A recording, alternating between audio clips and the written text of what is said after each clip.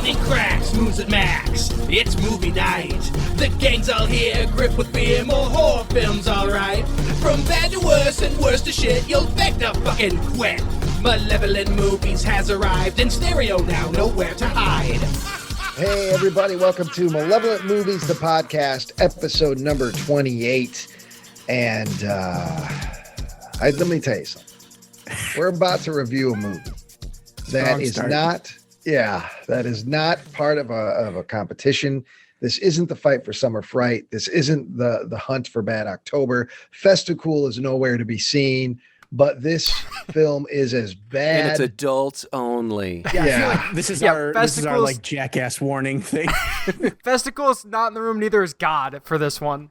No, there's nobody with any semblance of taste in the room other than us, as far as Rectuma is concerned. And that is the title of today's movie from 2003, Rectuma. All right. Rectuma. I want to explain myself. Okay. So I'm in the midst of editing the last two episodes of The Fight for Summer Fright. Okay. And I've been having a good time. I was burnt out big time, but when I listen back and I laugh big time with, what hijinks we got up to, it was great. It grinds my gears listening to Joe's fucking failed attempts at interrupting us. The number of shit I've had to cut out of these 9 episodes of Joe's screaming stuff that isn't being acknowledged by the rest of us.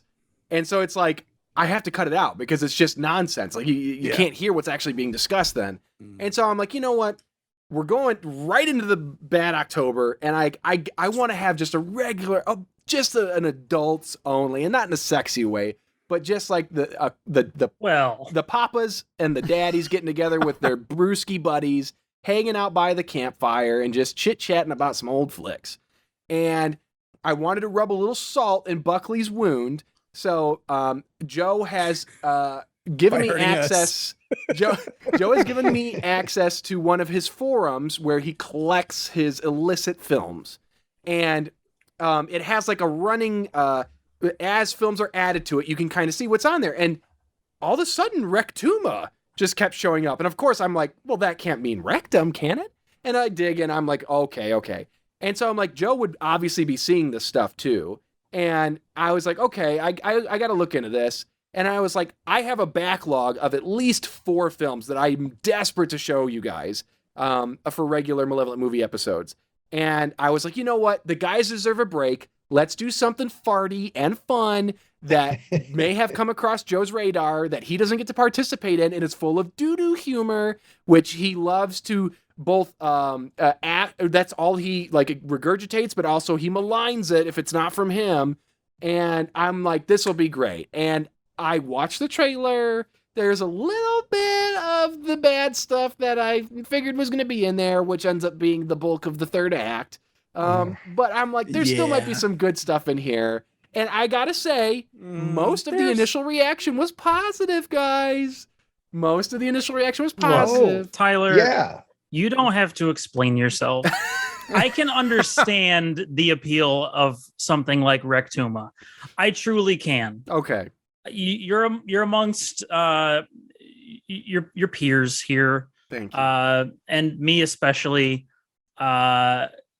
That being said, a swing and a miss. And I tell you, when Tyler showed me the trailer, immediately I was like, oh yeah, because this movie's on Tubi, and I'm continuously seeing it when I'm scrolling through titles, either horror, comedy, sci-fi, monster, whatever. I keep seeing it, and I almost actually started watching it a couple of weeks ago, just because it's like, oh, it looked like it was going to be a parody of kaiju movies and Japanese sci-fi, which I'm a big fan of. And then on top of that, the trailer has a cameo, and then the movie itself has a cameo from the 4 lead characters from a movie called Monstered. Came out around 2003, and Monstered is one of the cornerstones of my friendship with Mr. Sean Walsh. That is a movie that we go way back on. It's basically about a killer whose soul is put into a shit monster. And it's a low budget comedy, all that considered. I'm like, okay, this looks like it's going to be just some fun. some goofy fun, some poop humor, nothing that we got to tiptoe around, nothing that we've got to be like, ooh, fuck, you know? Yeah. But I was wrong.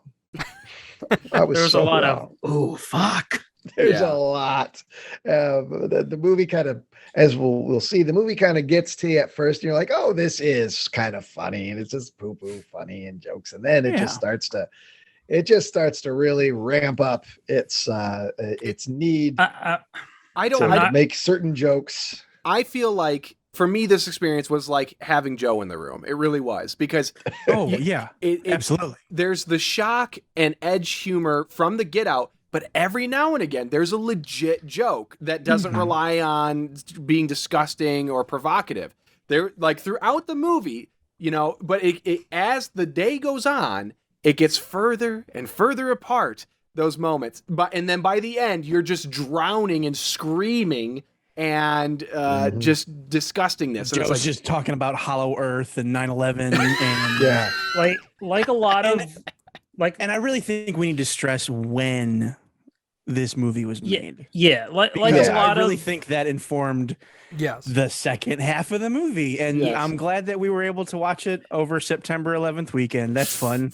Yeah, like a lot of media from this time period, you know, and not just specifically the thing that we're all thinking about, but a lot of the humor, it aged like rancid milk. It does not hold up well. It's so bad. Well, okay, so just to get it right out, the worst offender is there is a big time stereo. The movie came out in 2003. The assumption is that somewhere between 2001 and 2003, this film was written, pre-production, produced, put together. So there's obviously going to be some conversation about what was going on at the time. And in the trailer, sure enough, there is a terrorist character who is basically a cartoon character. And I legitimately thought it was Hank Azaria for a little while. I was a little bit worried about Hank. So I don't know if the person playing the character is Muslim. It doesn't even matter. I cannot imagine. Well, I apologize. I mean, from the Middle East or of Middle Eastern descent. But it's same. So I was like, okay, so that's going to be like a one-off joke. That joke, I think, is the linchpin of the third act. Like, that is like, this is going to be the funniest thing. This is their end game Avengers Assemble moment, and I was disgusted. Oh yeah, and initially Tyler was going to cover that section. He got busy, so he asked me to cover it. I did get busy problem. Legitimately. I wasn't lying, right? Yeah. He called me when I was in the middle of my other section. So I seriously, I finished like 2 minutes before I signed on. So it's still fresh. It's still fresh. And I was having to write down what happened. I didn't even like writing it down. I was like, ugh, I need to burn these pages. But I was shocked when it went there. Because this movie yes, it does a lot of stereotypical humor. It does a lot of racist jokes. But I never thought that it was going to go in this direction. And then 1 hour, 18 minutes, and like 49 seconds, and it goes, I'm like, what is going on? Yeah. And it just escalates. So, and the jokes just start failing even worse than they were before. Yeah, they fail even worse than I felt possible. Yeah. But we will definitely be crossing that bridge shortly. Yeah. Right. Well, you guys just want to get into it? This feels like a great contender for shortest episode. Please. Let's strive for that. Listen, I would love that. I love seeing you boys, but I don't want to talk about this. So, Rectuma, ladies and gentlemen, 2003. Okay. The film opens on the Pirro mount production card. So Pirro mount, what's the guy's first name? Mark Pirro. Yeah, Pirro. So like Paramount. So the production card comes up, and we're hearing like this knockoff, like 90s DOS game music. It does have like some I don't know, what's that instrument that they always use in Casio keyboard? Video game? No, but they're like alluding to like that Asian string instrument. I can never remember the dang name of it. No, the really long thing where it's if anybody's seen Kung Fu Hustle, they use that as a weapon. It's really cool. But anyways, like they're just it just sounds, you know, like of Asian descent. There's something going on here already. So we get some initial credits. There's some stock footage of smoke playing, and then boom, the screen lights up like lightning. Music gets way louder, and then there's like these thunderous farts as the title Rectuma descends onto the screen. Rectuma. We get some more credits, and then we start closing in on a shot of a hairy butt. And there's some text comes across the screen, and so I'm going to read this text. So this is what. Christ, did you write all of it down? No. I've got to say, I've got the movie on my screen. I was going to say, I'm going to get a pillow out here real quick. I'll just say I didn't Did you read it. I appreciated this joke so much. It was a surprise. It set the tone for something that did not live up to the expectation. Yes. But also, I did not bother stopping to read it because I figured that would just ruin the humor for me. Probably. I don't know. It's much like the it was worth it. I read it. The subtitle lower text gag at the beginning of Monty Python and the Holy Grail. Involving the llamas and all that. It's very reminiscent of that. Yeah, and I also kind of took it as, and maybe this was actually before that. You know, who's the guy that does like all the sitcoms? Chuck Lorre. Yeah, you know, he has those vanity cards at the end of every episode. And a lot of times it's just like just a split second, and it'll just be a block of text. Yeah. And now this maybe even predate all of that, but so this is you're going to assume that this is going to give you some context into the film. So here's the text. As we venture through life, we encounter many things that are beyond the realm of human imagination. And then the text fades away. And then we get a little bit more text. I apologize. It's playing in real time. So here it comes. Sometimes fate leads us to venture into territories that are best left unventured. Oh, okay. So let's see. Oh, the text fades and more comes. When one ventures forward into an area that should never have been ventured, one must venture cautiously. So it's being goofy. We've gotten 3 text walls. Okay, they're not going to do it for. Oh, here it is. You see, venturing into the unventurable can yield deadly adventures, which the venturer might only become aware of when it's all too late. Okay, well, that's great. You know, here comes the movie. We're close up on the butt and the hair. And, oh my God, we get a wall of text, a literal wall of text over this butt cheek. And I'm not going to read all of it, but venturing can be a terrifying thing. It goes on and on and on. And then it starts talking about an individual who made a dreadful mistake. His name was Dale, nice guy, except for the fact that he used to bite his toenails in the shower. However, the story is not about him. In fact, Dale isn't even living anymore. He died as a result of a freak accident involving a Hyundai and an ice cream truck. And okay, so we get it. You've done the goof, and it doesn't stay up long enough for you to even read it. And it fades, and then we get a clear shot of the butt cheeks, and oh my God, an even denser wall of text shows up. I haven't read this. Let me see. Oh, this is great. This is just like the director just like, hey, everybody. So I'm remastering this in 2013, and I realized that with this new HD tech, I can do this joke. Like, I guess that wasn't in there before, which like, that's kind of fun. So, and of course it's like, well, I'm not going to read all that. Also, it's only up for like 5 seconds. It fades away. Also there's only like a couple of lines that he actually writes, and then he does copy and paste it. I did notice that real quick that I saw it says 1 a.m. multiple times. So then this is the one that Trevor's talking about. So there's 3 walls of text and like 5 before that or 4 before that. It's funny. We get it. You know, it played itself out a little bit too much, but then we just keep closing in on this fucking ass crack. It's a mess. So crossfade to an ocean at night, and then we get a separate shot of 2 Asian women on a rock.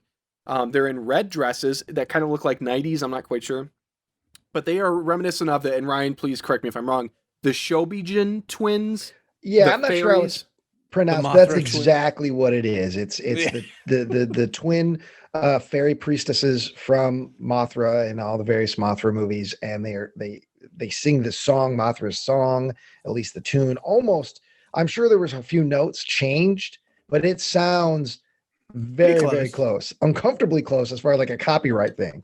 You know, but the Mothra song. So anybody that's familiar with the classic Godzilla films, and even the Godzilla King of the Monsters, they had the music in there too, the newer one. But right out the gate, it's supposed to be they start singing, and I just wrote down a little bit of it. Rectuma, where'd you go? Rectuma, how did you grow? I'm not gonna stop singing. But anyways, did you spring from the earth? Were you this big from birth? Have you always been? I think they said cursed. We must know.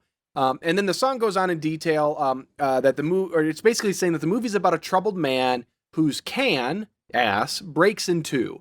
So anyways, Thank you for clarifying. Yeah.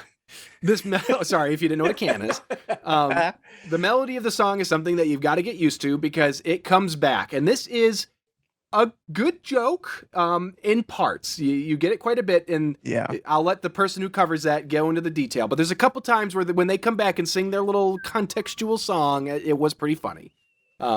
Especially when they interact with what's going on in the scene. Yeah. But anyways, after that, we get some more credits and we learn that the film is based on the novel The Butt That Dripped Blood by Edgar Allan Pirro.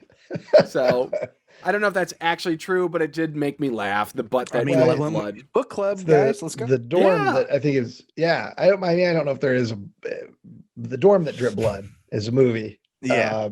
And The House That Dripped Blood. So anyways, we're now on a beach. The camera's panning towards a couple. We get this dumpy man with wild curly hair. I don't know if anybody is fans of, he's basically like a video editor comedian who works with like Tim Heidecker named Vic Berger. Looks very much like Vic Berger. But anyways, he's laying on this towel and next to him in like a beach chair. What is going on there? Are you burping, Sarah? Can you hear us, Nick? Sorry, I'm muted. Yeah, Sarah took a tumble. Which you probably have on camera. Yeah, you have it recorded. It was good. Oh, okay. Yeah. That's because she walked right in on the third act of Rectuma on the screen. And it's like, what the fuck is that? I'm sorry. Immediately became weak and fell over. Yeah, this is not one for her to watch. I would not recommend this movie to her. She did watch the first maybe 30 minutes of it. Well, she was in the room. Okay. That was enough. And then she left. So it's going to be a no from me. Yeah. That's how the rating works. We're done here. Yeah. No. But anyways, we got this dumpy guy laying on a beach towel. And next to him in the beach chair is his wife, this blonde woman, and she is reading a book titled How to Murder Your Husband in 5 Easy Steps. Ha ha ha. It's already setting a low bar for the humor. This is Waldo. He is our frumpy dumpy protagonist. And he suddenly jolts up from his towel. Ow, ow, oh, my ass. He's got this pain in his ass. His wife, Velveeta, is dismissive. She doesn't care one bit about this guy. Obviously, she was going to murder him or whatever. But Waldo wonders aloud if he was bitten in his ass. Something bit him in his ass. And he laments that he never wanted to go to Mexico in the first place. He would rather be in LA. So we're established where they are and where they're from. Velveeta says that she doesn't like the LA beaches because they are full of foreigners. And then Waldo gives her a look and basically looks in the camera like, "Agoy, you get it." Yeah. We're the foreigners, explaining the joke like Joe would. So anyways, Waldo tries to go in for some sugar and he's complimenting how beautiful his wife is. But she is not interested at all. You get the dynamic already. This goofy looking dude, this beautiful blonde bombshell, like blah, blah, blah. You get it. And then he asks her, he's like, "Are you happy in our marriage? Because we haven't made, and he like looks down at his watch, love in like 3 years. And Velveeta's like, their love has evolved, and I'm going to quote her and the words of the writer. These are not my words. To be Give me a lot of that tonight, folks. 100% clear. Words of the writers coming out of the voices of the actors. That she does not need a big black dick in her life to make her happy. So, like already you get the text joke, which is, that's fairly benign and fun. And then you get like, the how to murder your husband and we haven't had sex in 3 years, goop, goop, goop. And then, okay. So anyways, Waldo's like, well, what does that mean? Like, why would you even mention that? And basically the joke turns into, she's like, can't you just get big black dicks out of your mind? And again, in her words, she says to Waldo, "You can be so gay sometimes." And then Waldo winces, his ass hurts some more, and he lays back down. We crossfade to an indiscriminate California postal office. Waldo is telling his mail sorting coworker, who I have since learned is literally called Waldo's coworker. He does call him MC in my section, but his credits for some reason it's just coworker. So he's chatting with MC, and MC is basically asking him, how was the trip? How did it go? And Waldo's like, it sucked. Mexico sucked. My butt hurts. My wife doesn't love me. And he's like looking over, and he can see his wife, seemingly flirting with another coworker who happens to be a black man. And so MC points out that, we knew she was never interested in you. And he's like, what? Playing like he's dumbfounded, like, oh, what do you mean? And he's like, well, sometimes when you don't have sex in 3 years. And Waldo's like, wait, I never told you that. And MC's like, well, you see, the girls talk to the girls who talk to the guys who talk to the, I think he says the brothers because he's also black, and the word just gets around, And so basically it's like everybody knows that, she must be cheating on him with this other guy. And so anyways, MC takes a hard turn into like, he's like, hey, Waldo, ask me about my new invention. And I'm like, okay, tell me about your new invention. And MC has invented the rap-ellator. And the rap-ellator is a micro CD that can explain rap lyrics to whiteys. And that's us. Yeah, we need a rap-ellator. The first time I watched this movie, I thought what he was saying is basically like, you play the Beatles album backwards and it says John is dead, the devil eat your ass. And if you did that with these rap CDs, you played it backwards, it would play it like, and I am here to say let's party, when it's not that at all. But when I watched it again, basically he's saying like you turn the CD to the words you want to know. Yeah, it looks like the little decoder ring, that little Ralph. That's because exactly what I thought. The decoder ring. He does use it later on in the movie, later. in my segment, and it's really doesn't make any sense that it exists as anything more than a piece of paper. Yeah, but, it's basically like it's a glossary, urban dictionary or something. Yes. He invented Urban Dictionary. Well, I mean, this is kind of right around the dawn of the internet, so maybe this wasn't. Let's see when Urban Dictionary was created. You keep going, Tyler. I'm trying to find my place. 99. It was already a thing. All right, cool. Okay. Okay. Oh goddamn! This is just one of the funny bits. Okay. So, anyways, Waldo starts complaining again about his ass hurting, interrupting the whole invention thing. And MC is like, is it the hole, the cheeks, the taint? What's wrong? He's very invested in Waldo's ass, which, hey, good friend right here. Yeah, great friend. And basically, MC's like he's like, it's your wiping. How are you wiping? You wiping good? Do you know how to wipe? Are you doing it right?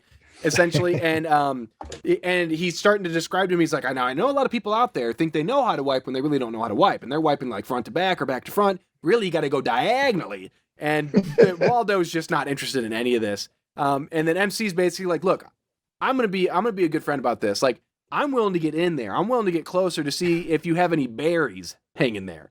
And then Waldo's like, ugh, and he walks away. So already I like MC. I'm on MC's. I I thought MC was a good performance and a good character. And I thought this whole bit, I was laughing. Yeah. About, the ass, when he's asking him about and then the diagonally wipe. I mean, I was kind of on board. He reminds me of early. He reminds me a lot of strong. Who's I can never remember the dang actor's name, but he's in Friday. He's in Boondocks. Who's that guy? He just died like in the last 2 or 3 years. Oh, I know exactly who you're talking about. Dude, I have no idea. He's in Friday. John Witherspoon. Yes. Yeah. Oh, John Witherspoon. Yeah, he reminded me a lot of John Witherspoon in his like as far as like his cadence and how he was approaching the character. It was funny. But anyways, Waldo walks away and he's walking past like this wall of boxes, and all of a sudden, boom, box comes crashing down. And he looks at it, and then he looks up, and there's a platform up there, and lo and behold, it's Velveeta looking down on him. And he's like, well, what's going on? And she's like, oh my gosh, are you okay? Yeah, I think so. And she says, if anything were to happen to you, I would just die, and she's like really hanging on that, and so Waldo's getting a little concerned. He's like, okay, so he keeps walking, boom, another box comes crashing down.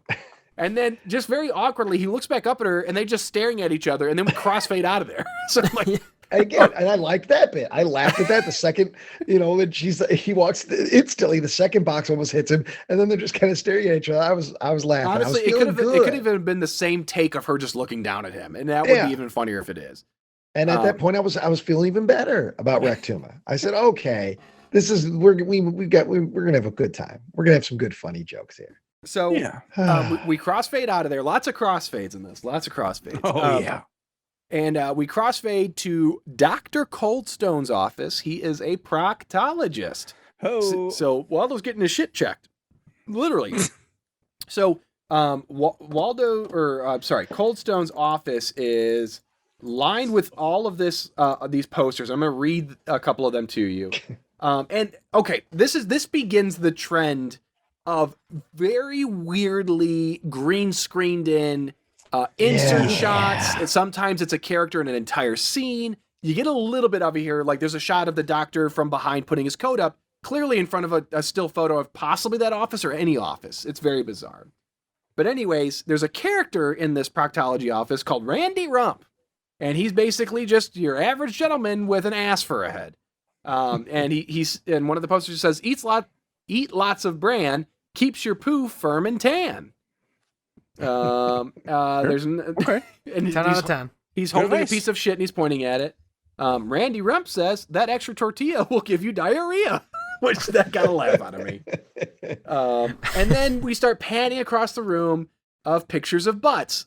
And the first one, it's like a suit or swimsuit or underwear is still on. The next one, we get a nice big bruised butt. And then the last one is just this frumpy old ass. These are just like printed off of like an inkjet. Yeah, exactly. Stuck on a wall. And then we get a picture of, is that Dan Rather or who is that? No, it's Pat Robertson.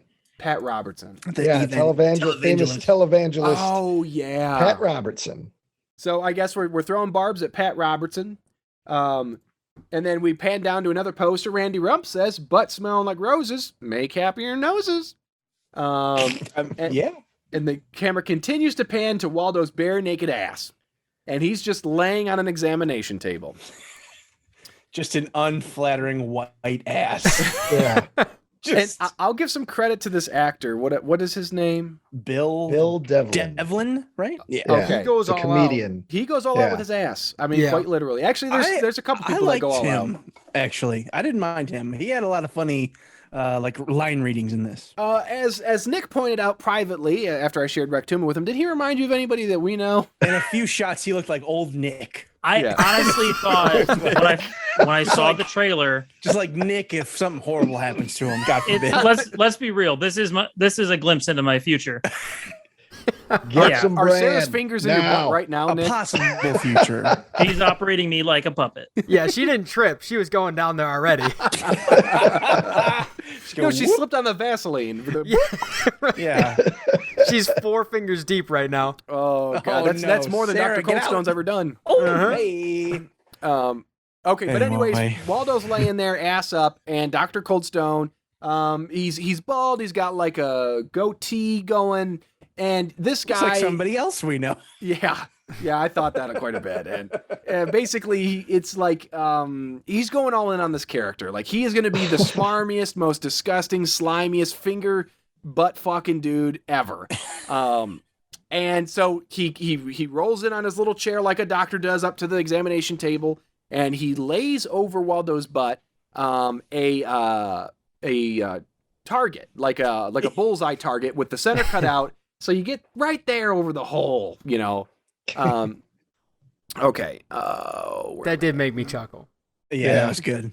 Okay, so Coldstone, he's like jiggling his finger over the ass cheek and over the hole, and he's talking about how tense Waldo is. And then he starts covering his entire hand in Vaseline, and he's basically like, just think relaxing thoughts, Disney World, like rain on a rose or something. And don't think about these big beefy fingers going up in your ass, basically. And that's kind of how he read that line. And I'll tell you this. I don't want to interrupt, but I'll tell you this. Okay. And I'm going to give a little transparency here. Several years ago, I had to go to an ass doctor, a proctologist, a specialist.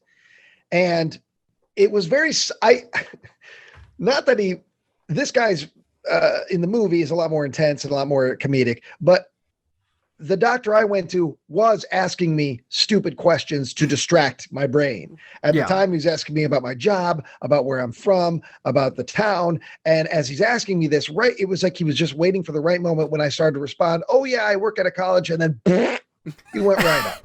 I do have to, I hate to get more into real life ass digging here. Usually I don't believe you lay down, right? Because isn't the whole idea they bend you over? My you knowledge of this comes from a John Mulaney joke where he talks about being pushed over. Like you're not laying down, right? No, the guy I went to had a special apparatus. It was, oh my word! It almost looked like a piece of exercise equipment. So essentially, you kneeled on it, and then you leaned up against so you were at an angle, but you were kind of on your knees on this apparatus, and you were facing the wall. Yeah, and he was behind. I gotta be honest, Ryan. I wish I could have seen this happen. we need the man with no brain. We need WQVT out there. Hey, I had my first colonoscopy at 29 because my dad had colon cancer. Yeah, and I'm 29. Don't worry, it was just hemorrhoids. So good. Just a lot of eating too many carbs and being overly stressed. He just pulled them out. Yeah, I'm glad you brought that up because I was going to ask, didn't you have somebody poke around your butt? Oh yeah. And I woke up when they were in the midst of pulling the device out, and that is a pain I will never fucking forget. Oh man, that pull my fingernails out, water torture me or waterboard me. I don't give a shit.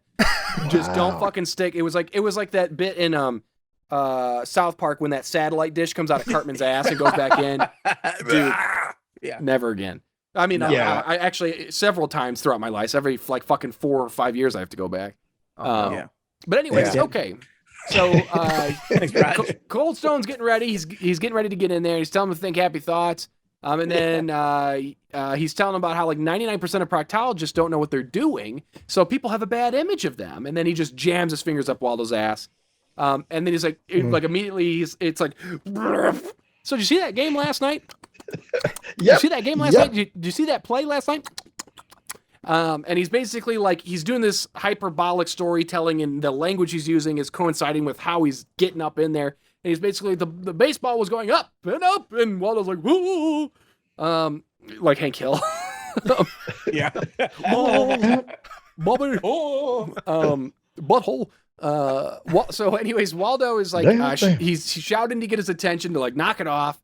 And then the doctor realizes like, oh, hey, I've never had 3 fingers up in an ass before. You know, it's quite an achievement. And so Cold Stone's like, just quit bitching.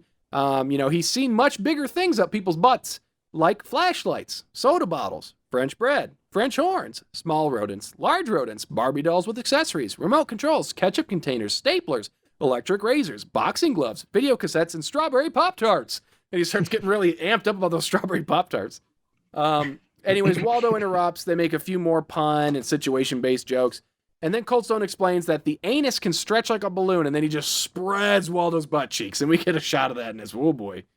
So Waldo asks if there's anything wrong, and the doctor puts his poopy glove up to his chin, and it's just a hint of feces on the glove. But he's touching his chin and his lips and his teeth, and he's like, I can't say for certain, but your prostate is enlarged. And he's then like hard segue. He's like, let's step into my office. And then cut to, he's sitting there eating nuts out of a bag with his shitty glove still on. Ha ha. Ha ha. What if the proctologist had doo-doo fingers and was eating the nuts? He also wiped his sweat from his forehead with the Oh, sorry I missed that detail. Oh, yeah. That was in the background. Only real fans saw that. Yeah. Do you guys thought think for sure he was going to lick his finger, because when he was eating the chips and they were spicy chips, they were going to have the powder on them. I thought for sure it was going to be one of those, and I was ready to gag. That's going to be in the 3-hour-long Pirro cut. Don't worry about it. It'll be in there. Nobody needs that. It's black and white. Think if Joe was reviewing this, do you think he would go into detail like we do for every episode, or do you still think he would treat this like, so he goes to the butt doctor, butt doctor sticks his fingers in? He'd go all in. Okay. I almost guarantee it. It would be every single thing he does. And Joe would have jokes for those things. Like, he would actually, the way that we try to treat a normal review, Joe would do that for this movie. So, okay, so he would do it like a normal review, but everything he's saying is his own joke, essentially, is what you're saying. Yeah. Okay. Gotcha. Yeah, he's gonna take. Yeah, he's not gonna just let the movie have its joke. He's gonna find his way. So he'd say something about, he shoved his fingers in his butt like a blah blah blah blah blah blah blah. Yeah. And his joke's gonna try to be funny. It's not just the fact that the guy was yanking his butt. It was. Yeah. So because he did that in Skin Deep. I just listened to that one today. Oh, speaking of which, that showed up on IMDb as a more like this for this movie for me. Well, the first time I pulled it up on IMDb, which I don't think the two are comparable. No, not one bit. But yeah. Okay, so they've gone to Cold Stone's office. He's eaten out of the bag. He's got the shit fingers and everything. And basically he starts explaining that Waldo's prostate is enlarged. I think he pulls out a baseball. I think he says it's bigger than the baseball, or it's at least that big. But then, and this is like an unforgivable joke. Like, this is just fucking disgusting. So he says something about like a hard non-segue into about the time he had a 12-year-old boy in his office. And Waldo's like, oh, so this boy had an enlarged prostate? And he's like, no, I just had this boy in my office, and this 12-year-old boy. And he starts like waxing philosophic about how young boys have these beautiful butts and stuff. I'm not even going to go any further than that. It's fucking disgusting. And it's like, I don't even know if would Joe do it? I don't know. But like, oh yeah, he would go in detail. He would tell us that joke. I would think so. Yeah. It's disgusting. That'd be but something like you Joe bleep would, out. But like the difference is like, I think Joe would make that joke, but if he were making a movie, or like if we were doing a movie and Joe, if you said, Joe, do you want that joke in the movie? Joe would not allow that joke in his own movie. Okay. You know what I mean? Like, I think that he would make that joke to other people, but I don't think he would stand by that joke. It's weird though, because Joe will also advocate for like, if he wants to describe making a movie that he thinks would be weird for weird sake, he'd probably describe some of these things like, yeah, it's just like a 6-hour shot on someone's butthole. And like, he'll be dead serious because he does want that to be made. He would want to make that, but some things are allowed, some aren't. So who knows? You can't win. Yeah.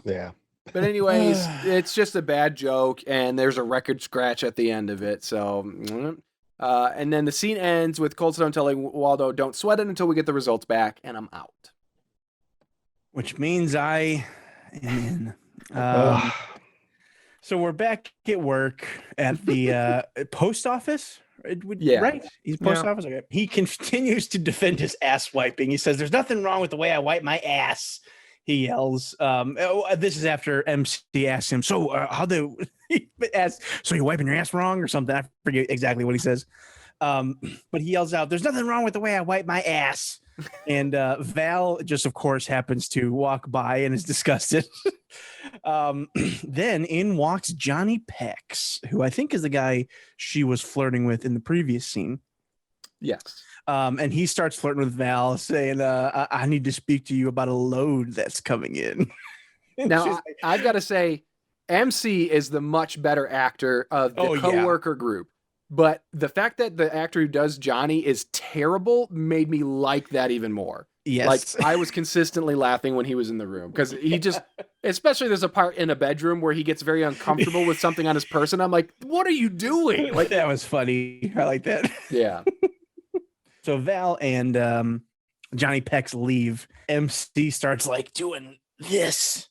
He starts like convulsing. I know the audience can't see him, but like he's thrusting like his gut in and out and like lurching his shoulders he's like forward. Flexing his back. I don't know. He's doing a weird exercise. And he says, Waldo asks him, like, what are you doing? What's going on? He says, oh, it's my new workout device that I bought. It's called the gut flattener. And this thing is clearly just like a piece of yellow rope with a little sign that says gut flattener on it that he has like tied around his like chest. Excuse me. That piece of rope is the best way to describe most of the jokes in this movie. It comes from one simple idea. You know all those dumb fitness things they try to sell you? What are they going to just put a rope around me and tell me to do this? Oh shit, let's put that in the movie, dude. And that's most of the humor. Yeah. It's a lot of just like Mad TV bits just strung together. There's no rhyme or reason. Yes, that's right. More like why sad is this movie? TV. Hey, late night on Fox. But yeah, it's like these jokes that, and I'll get to this when I give my 2003 like shock dad humor, and it doesn't fit like it doesn't fit the overall theme of the movie. The theme of this movie is ass monster, and they went out of their way to do a nonstop Mothra reference. What is late night workout apparatus selling? This joke. You think the movie would focus more on jokes about the theme of the parody, like Naked Gun does or Airplane does. But it's just like every single joke they could think up, whether it's relevant to the plot of the movie or not. It's gotta put it in there. Kind of like the de-evolution of like, so Scary Movie 1, like the plot was based around the actual plot, right? And the jokes typically fit within it. And by the time they moved on to like Disaster Movie and stuff, they're like, what if Iron Man was here and he like shot it, but then he bonked his head. Also, there's like a cow that falls from the sky. Falls on Iron Man? Yeah, and it's like they just decided like, let's get as much shit in here as we can and hope something sticks. Exactly. And you always hear that cliched phrase from critics, they throw in everything but the kitchen sink approach to filmmaking. Well, this is a great example of what they mean. Yeah. Seriously. Jokes that have nothing. You could have put this rope joke in any comedy. And I just was like, what the fuck does this have to do with the ass monster? Why are we stopping the movie to do this bit? Ass monster. Yeah. There's a lot of that in this flick. Yes. Oh yeah. So get ready. Yeah, get ready. So MC's explaining to it, it's one of those exercise machines that like electrocute you and shit. And he's Waldo's it's a piece of string. What are you talking about? And MC says, you think I'd pay $185 for a piece of string? And he says, you paid $185 for that? MC he's like trying to sell Waldo on it, like like, check this out. If I didn't buy this, look, or she's like, I'm losing my brain. I'm sorry. I watched this fucking thing today. MC tries to sell Waldo on it, presenting his abs, and he lifts up his shirt, and it's just his belly. Well, and just a regular old belly. This is such simple storytelling. You've already established that MC is an inventor. Why can't this be his invention? Why does it have to be true? Like, he's also a schmuck, apparently, that will buy a $200 piece of string. Like, exactly. Like, they just didn't know what the joke was. Like, if anything, Waldo should have bought it off of him. And the idea is that Waldo's a dingus. Like, because what's funny is, like, this movie does typically go back and forth between Waldo being way too self-aware and also not aware at all. So it's literally here, he's like, no, I see through this device. But then a couple seconds later, Trevor's going to mention is that, like, his wife hands him poisonous soda. He also sees through that. But, like, there's so many things that, like, he just can't see, he can't seem to see through it. And it's like they can't decide if he's supposed to be the straight man or the fucking idiot. Yeah. And they just decided, let's do both, whatever works for the quote-unquote story. Yep. That's Rectuma. Yeah. That's Rectuma. Yeah. Oh, Lord. So, yeah, he shows him his abs. It's just his belly. He says, how about you try? You know what? You can't really get a hold of it until you try it. So he takes it off, ties it around Waldo, and has him lay down to try it out. He's just laying there for a little bit. And he's like, do you feel anything? And Waldo says, no, I'm just laying down on the ground. He says, well, check your abs. So he like sits up doing a sit up and looks at his stomach, and there's nothing. And he lays back down. And then they do this. I don't know how long they do it in the movie, but we get a thing that says 10 minutes later, as he's like he's just doing crunches. He's just doing crunches and sit-ups. Haha, comedy. Listen, let's get to 90 minutes so we can sell this to somebody is the vibe of this joke. But you know what? I liked taking it out of the context of that it was in Rectuma, and I didn't understand why it was in this movie. I pictured it almost like this joke could have worked briefly if it was an episode of The Office where let's say Jim was pranking Dwight, and he comes in with this rope and he has it around him, and Dwight's like, what the hell's that? The Office. Yep. So it did go back, and Jim's like, try it. And he keeps, you got to sit up and see your stomach. Do you see anything? And Dwight says, no, we'll try it again. And he does it 3 times, and Jim looks at the camera, and then it cuts. And then it cuts to the intro music. Yeah, it would have been a good joke in The Office, Yeah. I didn't think the joke itself was bad, but again, I'm like, why is this in Rectuma? What does this have to do with anything? Because I just thought it was funny. That's all it is. Yeah, well, it was in the UK. Oh boy. So MC is gloating about how he was right. Oh, wait a minute. I'm sorry. I skipped over a line. So they do this for 10 minutes before Waldo says he doesn't want to do this anymore because his stomach hurts. And MC exclaims, "See? That's the gut flattener doing its job." It does work. Which is fair. It's fair. So he gets back up and MC's gloating. I forget about what he does, a little sing-songy thing, but he's basically just gloating and lets it slip that Waldo's wife, Valvita, has a thing for black men. Valvita is always off screen. His job, and she hears this and enters the stock room or whatever and brings them 2 opened Coke bottles like Zach just alluded to. She hands one to MC and it's fine, and she gives one to Waldo that is like, it looks like a science experiment. Like it looks like something Nick would make for Joe to drink. Yeah, it's like the dry ice smoke pouring out of the top of it. Yes. What's wild about these Coke bottles though is that they're not just Coke bottles. They're like bottles that they took the Coke label off of and printed off a Coke label and taped it on. And I don't know why they would have done that. And you see it in the close-up when he's like examining it. Like this is a printed out Coca-Cola label, I think. Well, it is different when in the shot. Oh, because it doesn't say Coke. Hang on a second. That's why. So the thing is, his is like looks fucked up. His has got the dry ice and it's bubbling like crazy. And he asks, he's like, "Why is mine bubbling so much?" And she says, "Oh, I must have shaken it up when I brought it over here." Blah blah blah blah. She walks away, but he pours it on a plant, and that's this insert shot is where you see it. It's a different label. It's something cola that, and it's, I'm sure it's a joke. There's probably some sort of joke, and I didn't even pause to read it. I'm like, it's something because the first word ends in like an H. Oh, and then it's something H dash. They should have done Kaka Cola and just left it and have the same logo. I mean, that's what I expect from Rectuma at this point. Yeah, I can't tell what it says exactly, but anyway, he pours it on this plant, and this plant like shrinks down using some pretty crappy CG. Yeah, it's basically just you have a still like shot of the plant there, and then you take a shot, you rip the plant out, and then you put a digital one in and shrink it. But like Nick, I have to assume that like, all right, I'm gonna sell an effect to Nick. Okay, Nick is my boss. Yeah. All right, Mr. Nick, here's what I've done. Mm-hmm. Okay, so there's a flower base, and underneath it, we've got all these flowers and stems poking up, but they're hollow, and underneath it, I am pulling out these wires that keep them stiff, so that as I pull them down and out, they start to fall over. I think that's a great effect. It'll cost $5. Why not do it? Thank you. Brilliant. And that's why I wasn't hired for Rectuma. Was this Shark Tank? I've never seen an episode, but this felt like an episode of Shark Tank. Guys, we need to do more of that. This is what Shark Tank is, right? Kind of on a similar note, but I'm going to drop some stuff in the chat and hopefully derail this whole thing, but you're going to love it. Oh, that's what we need. Good derailment. Joe's not here. Somebody's got to do it. Might as well be Nick. Guys, you have no idea what is at our fingertips.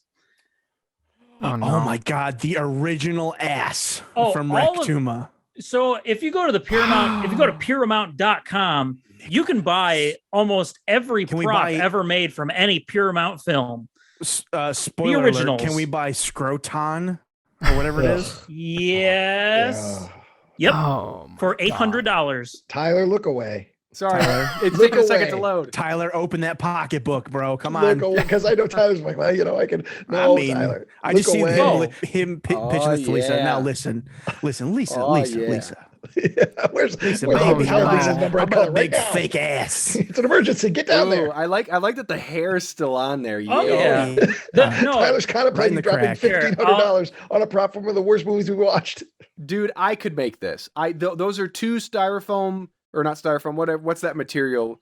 No, those. It says if you read down, those are just dodgeballs.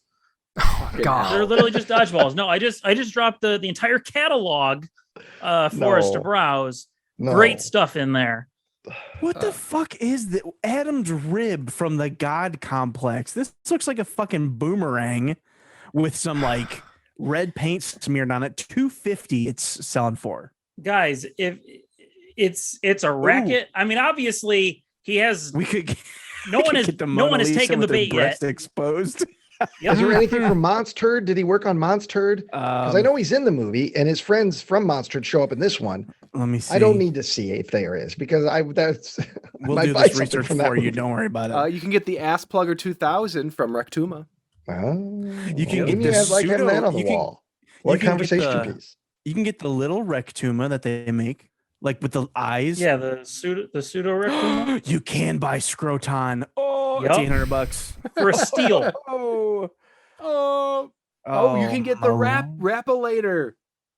You can get Dr. Wansum Saki's goggles. No, you can get the dresses from High and Me. $175. The rap-ellator is only $75. Oh my God! This is literally just one of those we gotta get these compact CDs with just Sharpie on it. Mm-hmm. Like I could, dude. Fucking what's this guy's name? Let's make our own rap-ellators. Yeah. Like, we can make an updated version for all the new Mark or whatever your name is. Mark Pirro. All right. Oh, listen, we're never going to get a short answer. There's the rope. Yeah. There's the Rectuma rope that he shoots up in the. Yep. Yeah, you could put some beads on it and make your own anal beads. Yeah, anal bead string. Yeah, there you go.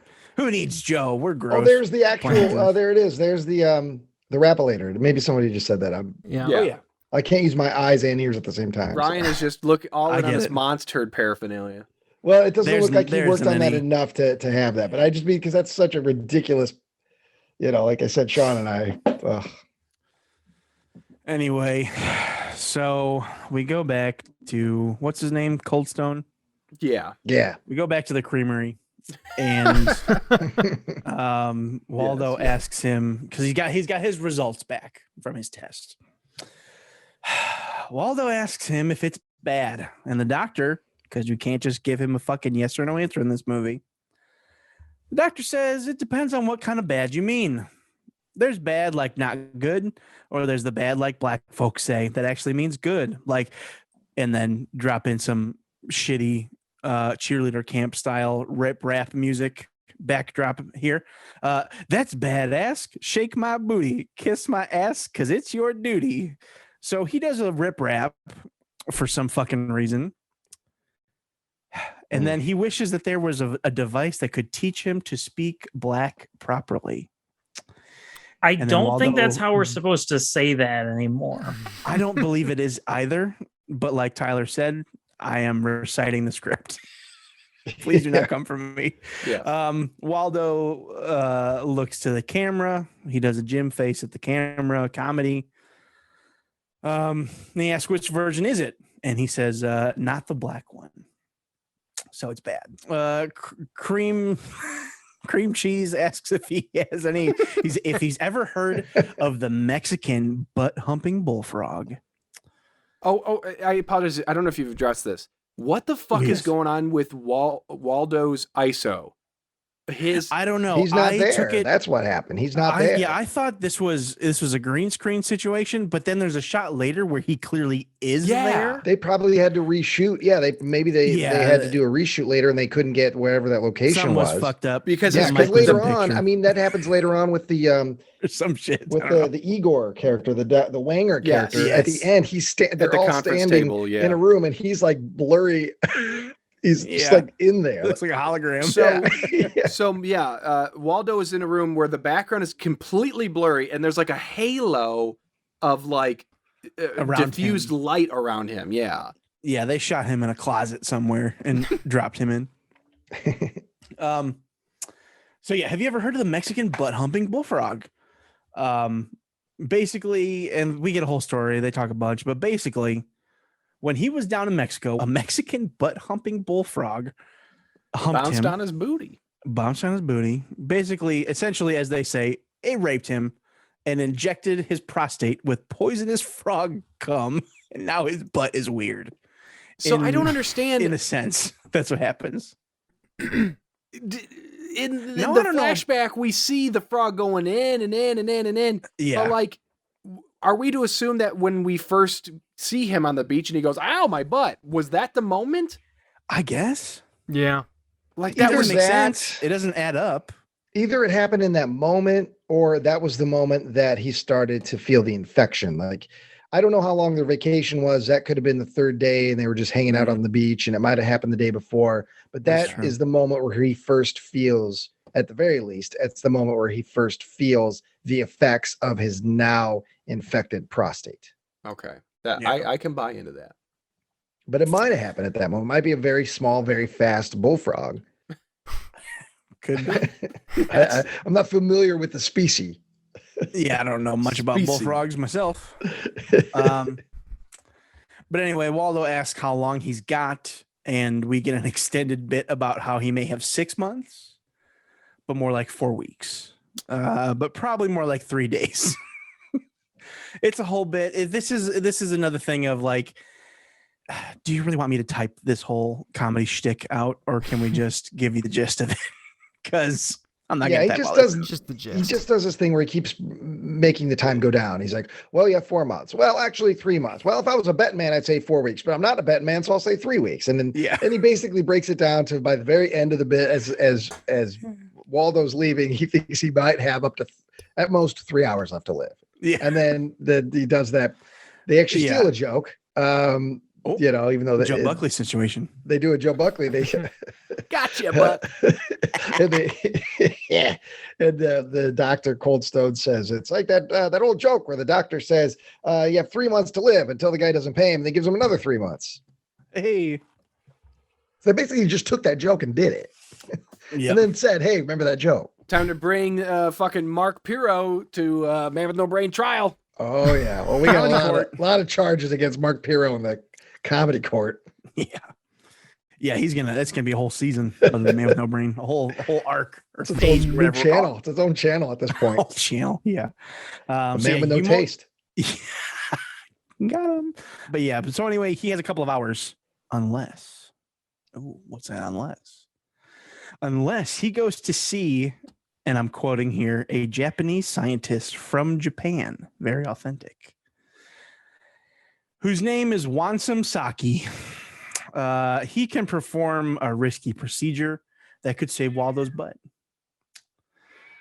My cat is here. He could kill itself hearing about this movie. He's like, enough with the Rectuma. Yeah, Rectuma. I'm sorry, dude. We had to watch this fucking movie today, too. I'm sorry. Dude, what the fuck do you want? Go away. He wants you to stop talking about Rectuma. Jesus Christ. Anyway, so then the twins appear again. They start singing a song that explains just like, hey, the movie's starting. The plot's going to kick in here in a minute. Stay with us was the vibe I got from this song. And they just like appear in the doctor's office. And then we see Waldo in his truck. He's driving in the rain. He stops he looks like he's in somebody's driveway. But he stops near a building and he's looking around and he's looking like out the windows and out the front. And then he is in the headlights. There's a man standing there, and the twins come in, and we want some sake. And like they keep just repeating, like, this is him, this is the doctor, this is the character, which got kind of irritating. But he comes in the car, he's soaking wet, and he doesn't say a word. He just comes in and sits down in the passenger seat. And Waldo asks if are you Dr. Wansuzaki? And he says, no, I'm not going to do the voice. He speaks in a very stereotypical Japanese accent, which I'm not going to do. But he says, no, I'm Jennifer Lopez. Does my butt look as big in real life as it does on screen? Okay, sure. I know it was topical at the time, but they wanted to find a way to say butt again. Hey, her and Brad are back together, dude. Very topical. Very topical. Yeah. That's true. Very true.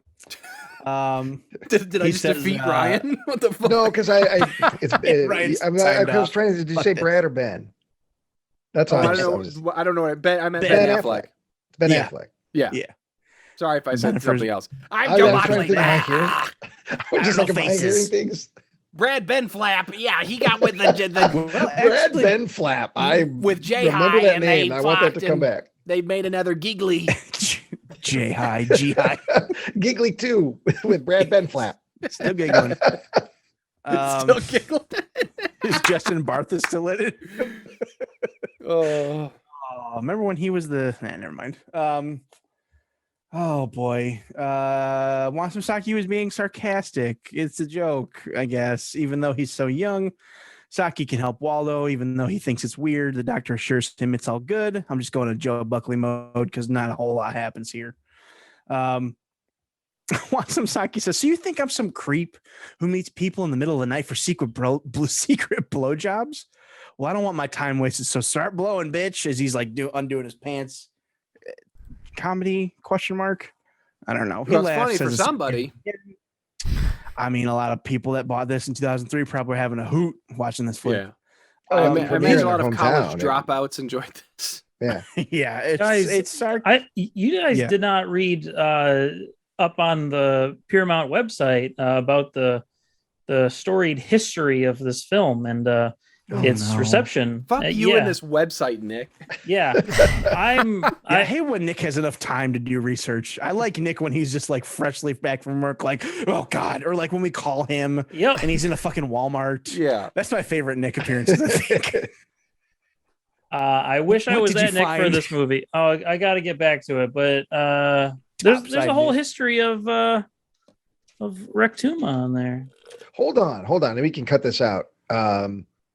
This is in the Slenderman chat, and Joe doesn't know about Rectuma, right? Oh, he's not gonna fucking he's either not gonna look or he's just gonna assume, butts. I know, I just realized I was like, he's gonna be, what's that about? What's all his butts? He's not gonna be awake for hours. It's fine. Yeah. You can get a big butt toy and you can just fuck it. I was gonna say, careful. We all know that he's got a decent chunk of change in the bank. He's probably gonna buy that Rectuma thing and put his That's gonna be his birthday present for Tyler coming up. Oh, Tyler. I see the hole in the Rectuma. That's for Joe. I'm gonna read what it says on the website. Offbeat, bizarre, and refreshingly original. No, Rectuma has all the unusual comedy elements that have become a trademark of Paramount Films. Rectuma premiered at the American Film Institute in December 2003 and ran weekends at the Les Milles Sunset 5 Theater in Hollywood throughout the month of April 2004. In May 2004, it screened at Cannes Film Festival to a very receptive crowd. What? In February. Yep. Hold on. How is it spelled? K-A-N-N-E-S. Well, I was thinking, is it K-A-N-S, like cans, like butt? C-A-N-N-E-S. Okay. In February 2005, it was featured at the Berlin Film Festival. We can guarantee that you have never seen a movie like Rectuma before, ... ever. Yeah. This is a first-hand. Okay, so this is a primary source, guys. I looked up Cannes Film Festival Rectuma. The second link is for 10 Cannes Palme d'Ors. I don't know how to ever say that award name, but Palme d'Or winners to watch. And I hope to God that Rectuma is not on this list. Can you fucking imagine? It was a slow year. Rectuma took the Palme d'Or in 2004. He's just projecting it on the side of a building outside. Okay. The reason why I linked to this is because there is a reference to Bruce Willis. Or no, I apologize. Is it Ving Rhames' rectum? Sure. What about it? He's got one, I'm sure. In Pulp Fiction. Yes. Well, yeah, he's the word rectum is in there. That's why it took me to it. Damn near killed him. Hey. Now that's comedy. So oh God, where am I? He's in the fucking car with Wansam. Oh yeah, Wansam says, okay, come on, let's get started. My office is just right over there. He points to it and he gets out of the car and walks over to the building. I thought that was funny. Because it's pouring down rain and he's already soaking wet. The twins sing again. This time they're like in front of his car, warning Waldo to keep his wits about him as he enters a spooky lab with the doctor, because the doctor could be a queer. Look out, 2004. Their words. Mm-hmm. Comedy. Yeah, their words. They enter the lab and it looks like Dr. Weird's laboratory from Aqua Teens. Behold!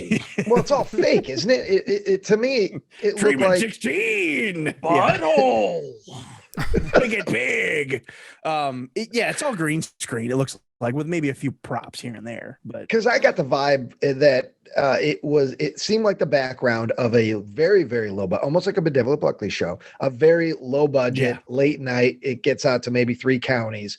Horror show where they only show public domain movies, and they've got that computer background behind them. Yeah. Is this the lab scene where there's just like obvious like floral vases just sitting in front as like beakers and shit? Is this that scene? Let me go check. That definitely happens, and they go to a lab, and I didn't have the brain power to look at all that. I don't see that in the this mise en scène of Rectuma. They phoned it in as hard as they could, and me singing that all fucking day. And what I hate is that it sounds so much like the Mothra song. I'm so used to singing the Mothra song because it is catchy. And now I'm going to think about Rectuma instead. You want to know who wouldn't know about that, Ryan? Joe? No, of course he's never watched a fucking Godzilla movie. No, he downloaded all of them. Not a single one. And he fucking talks about Shin Godzilla all the time. Well, because the co-director Shin Godzilla is the Evangelion guy. That's the only reason. Yeah. Welcome to a new episode of The Man with No Brain. Fuck you, Joe. Fuck you. Oh man, so he's so they're in the lab, they're getting ready, and the doctor has him, hey, drop your pants, let's get started. And then Wolfman Steve Carell walks in, and this is Wanger, the doctor's assistant. Oh yeah, I thought it looked like Steve Carell too. That first shot, my heart skipped a beat. Because I was like, oh my God, this is 2003. 40-year-old virgin hasn't started yet. He's probably still doing the Daily Show. I know he hadn't been cast in The Office yet. Holy shit, what are the chances? Yep. Steve Carell slummed it and hid this fucking thing. We would have known at this point. We would have known. As soon as he stops walking, okay, that's not him. Yeah. And the character, and I will say that the actor, whoever the actor is, I didn't write his name down, who plays this Wanger character, who's basically, it's supposed to be Igor, Bela Lugosi, and Son and Ghost of Frankenstein. And I will say this, even though it didn't make any sense to me because I thought this was supposed to be about making fun of Godzilla films. Why are they throwing the Universal Monster stuff in anyway? The actor does a pretty decent impression of Bela Lugosi in that movie. My annoyance did go away because it wasn't, and I think that's Bela Lugosi's best performance of all time is that character in Son of Frankenstein. So I was like, you're treading on a very special ground here, Rectuma. But the impersonation isn't terrible. And it's pretty close. So they took care with it, at least. It wasn't sometimes it sounds like Adam Sandler in them Hotel Transylvania movies, but it's fine. Listen, it's a spooky voice. It doesn't matter. I'm a very spooky monster. So he appears and gives this little line that I just he just says, "The ass is a wonderful thing, is it not? The human ass. It evacuates the body of poop.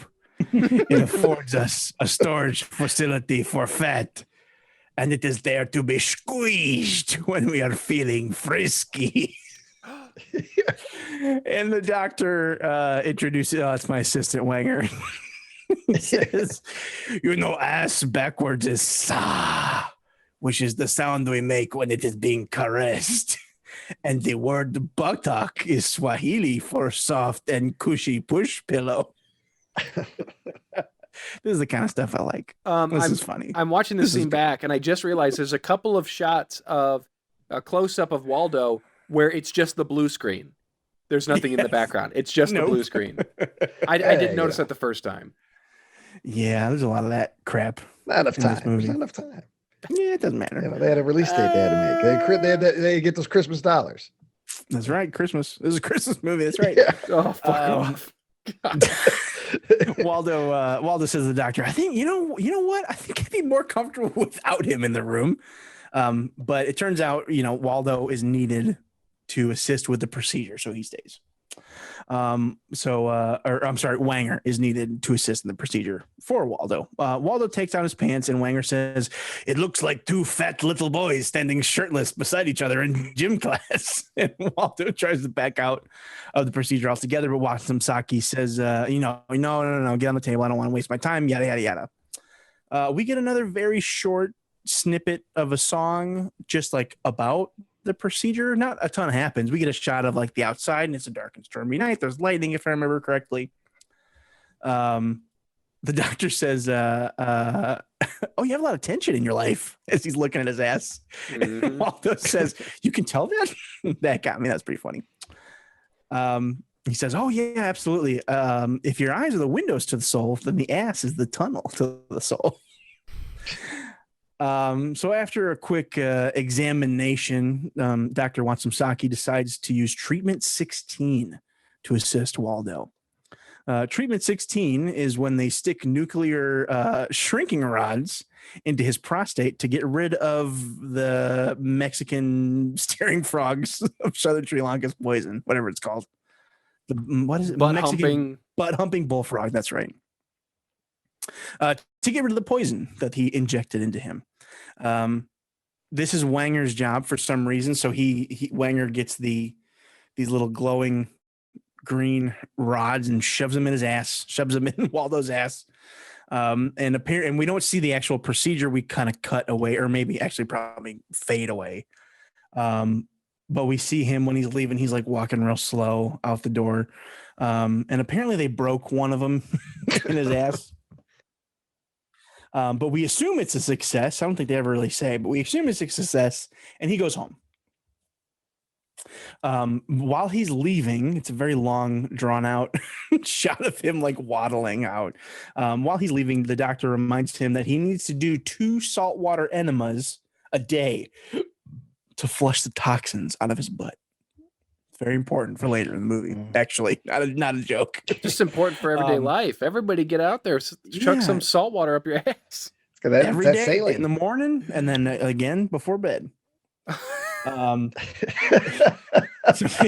he gets home and goes. Hold on, I gotta do my treatments. Yeah, hang on, baby. Let's shove this in my ass first. Joseph Robert Buckley, you get up here so Mom can give you your enema. Mom, I already did one this morning. My honey's cleaner than a whistle. I got nothing. The idea that Joe Buckley is just ass full of brine all the time. Ass full of brine all the time. I'll put that on the shirt. I'll get on that. Get a rap-ellator on that. Woo. That's right, baby. His mama blows on his sphincter like a jug. His little. When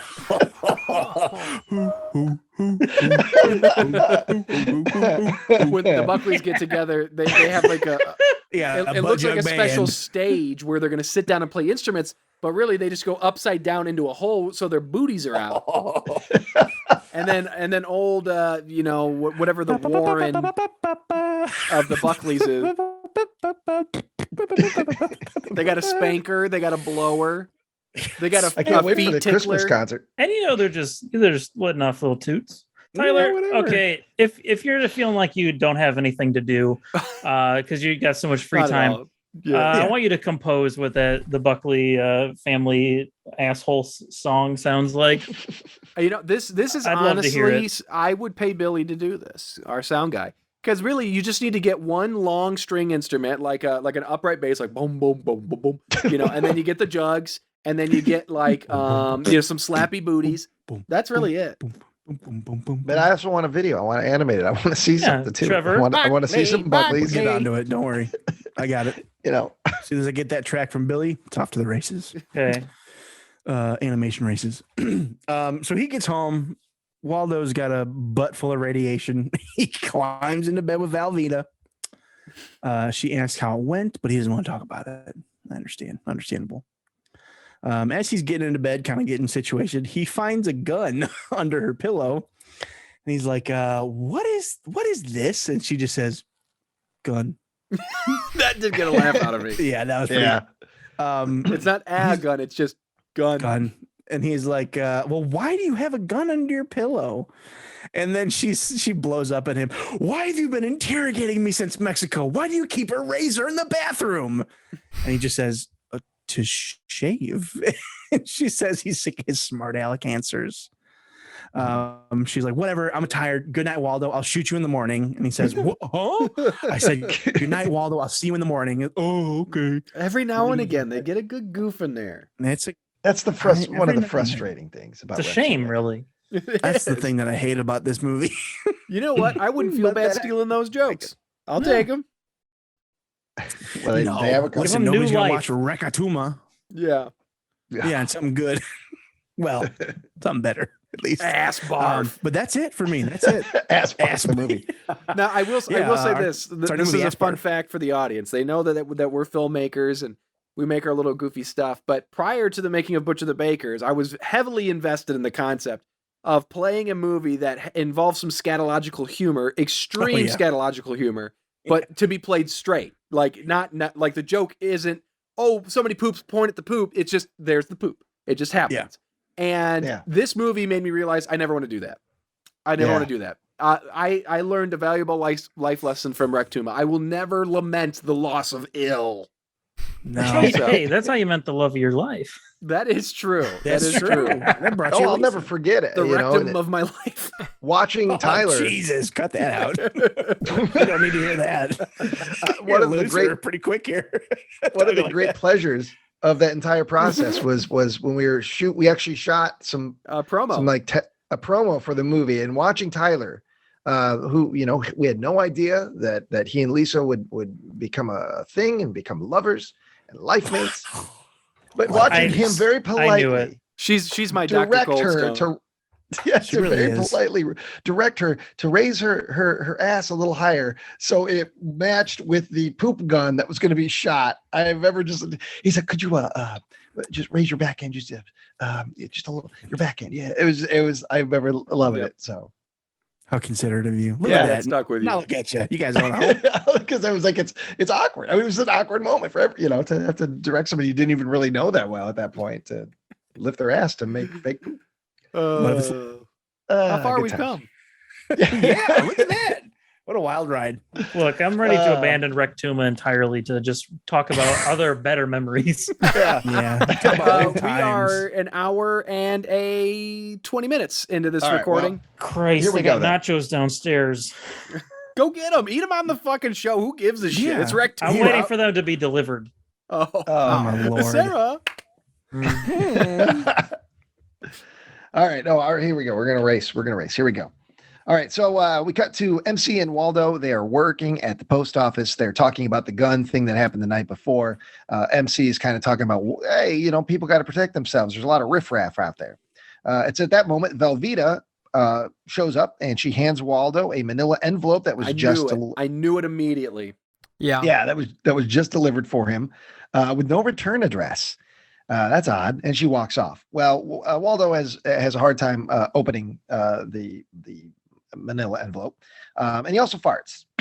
And that offends MC. He doesn't mean to fart. I should say that it comes out of nowhere. He's as shocked as anybody. He didn't try. And MC is offended by this. He says, quote, "Did you just pop one off?"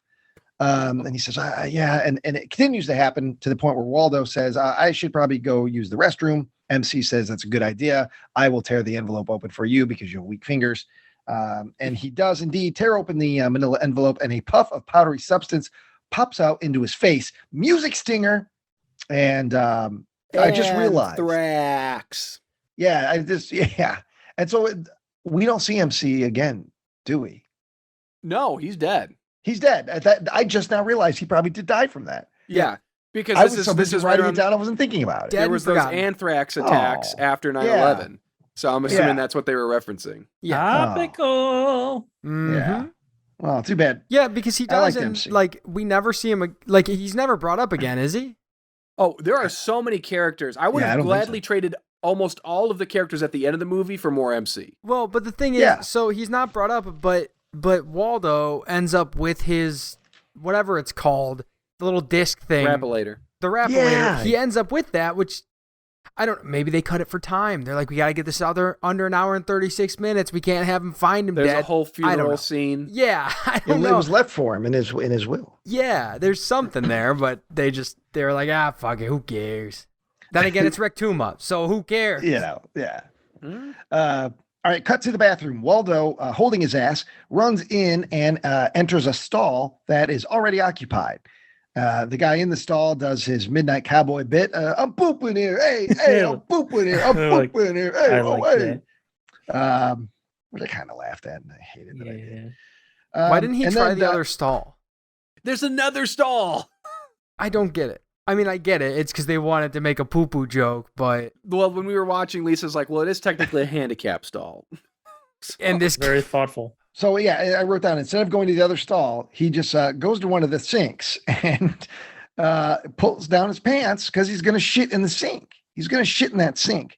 Oh, fuck me. Uh-oh.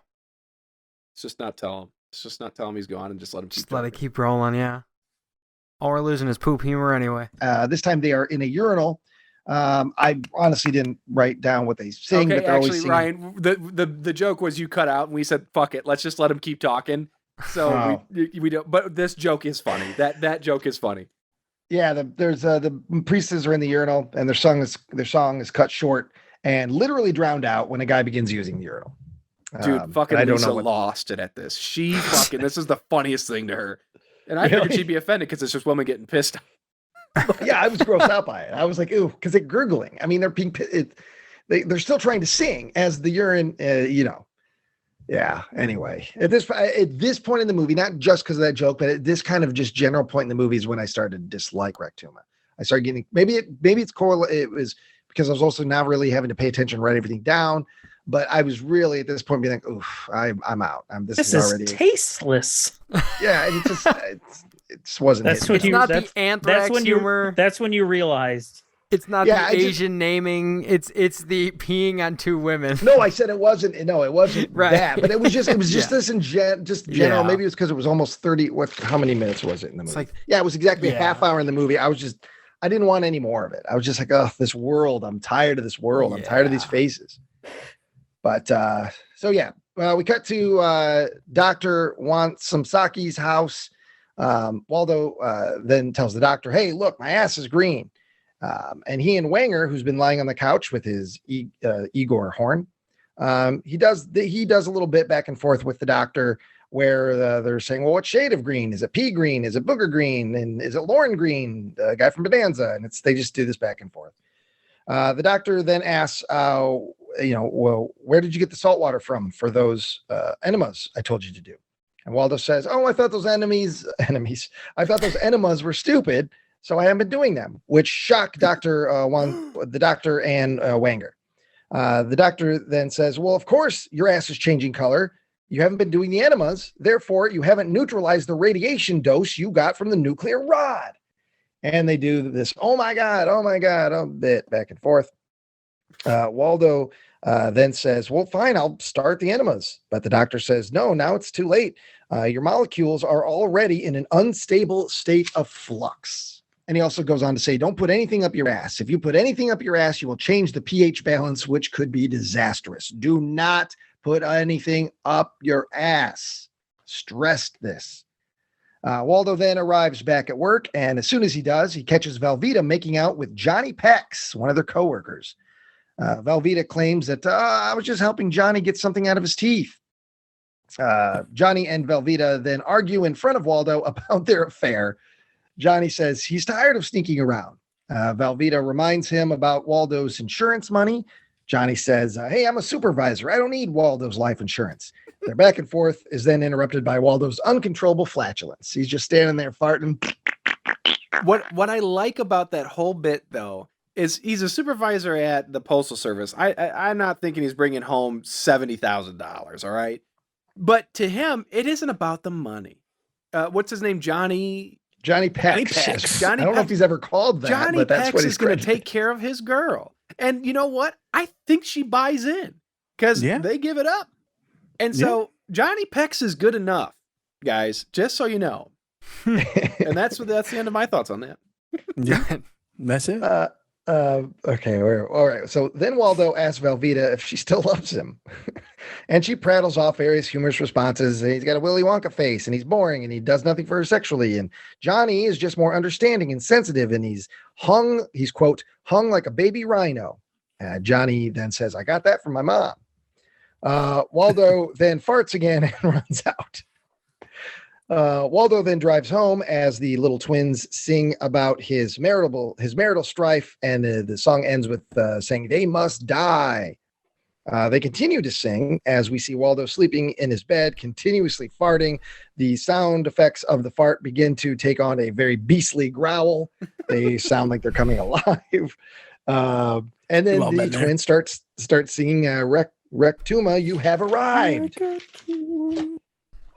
So we're going to see the monster, whatever Rectuma ends up being. Meanwhile, Velveeta and Johnny are finishing having sex. He runs to the bathroom to wash off spooge, which is very offensive to him to have on his legs. And yeah, it happens every time because he runs very quickly away. Yeah, and he's in the background, like washing his knees and his legs, just scrubbing him right there in the hallway. But it's so bizarre because he's doing like a caricature, or I don't know, like he's not doing it like a normal person. It's like all over. It's like yeah. And it's like he's afraid to touch his own skin. Yes. Like, it's weird. But I don't want to get, it's like, Joe, I don't want to get wet. Okay, just pretend. Okay. It's funny. It's funny. So as that's going on, Velveeta hears a fart sound effect. She then follows the sounds of the farts. It leads her outside, and she accidentally locks herself out of the house. She bangs on the door, trying to get Johnny's attention. He doesn't come to the door, so she goes around the house and enters through one of the windows. She then gets into bed with sleeping Johnny. She asks, did you hear me knocking? She gets no response. She says, did you get the spooge off? She gets no response. Suddenly, there are fart sounds from under the covers, and the covers are moving and undulating, and there's something under the covers. What could it be? She feels under there, and she says, your ass has gotten bigger and hairier. Then she pulls her hand back and she looks down, and Johnny, I guess, is dead. He's just laying there with his eyes closed, but he's got some mucus. What I thought was mucus turns out it's just looks like gravy. Yeah, it's fecal matter, I guess. Gravy. Diaper gravy. Ugh. And it's on his face. At his head.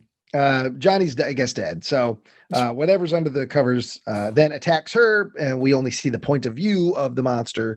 And then we get this weird transition to Waldo in bed, and he wakes up. And he also has the brown doo-doo mucus on his hand, just like Johnny had on his face. And then he looks down at his, and there's a brown trail.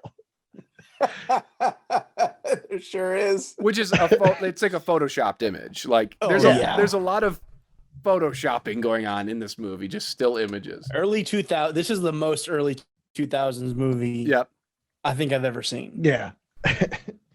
And then we cut to just boom, throw you in the world. Brand new characters, brand new world. We are with two cops, and they are looking at photos of dead Velveeta, and she also has the brown doo-doo mucus on her. And they say these are being called the kaka killings because subjects are killed and then covered in fecal matter. The old cop, who is apparently the boss, he tells the younger cop, who is Detective Kosaka, that he is assigning Detective Cipolla on the case with him. Kosaka asks if Cipolla is still obsessed with hamsters, is she still scared of men's asses, and does she still thinks that she's Jodie Foster? The boss says, she's fine. That was just PTSD. She's a great detective. We need to give her a chance, and you guys are working together, and that's it.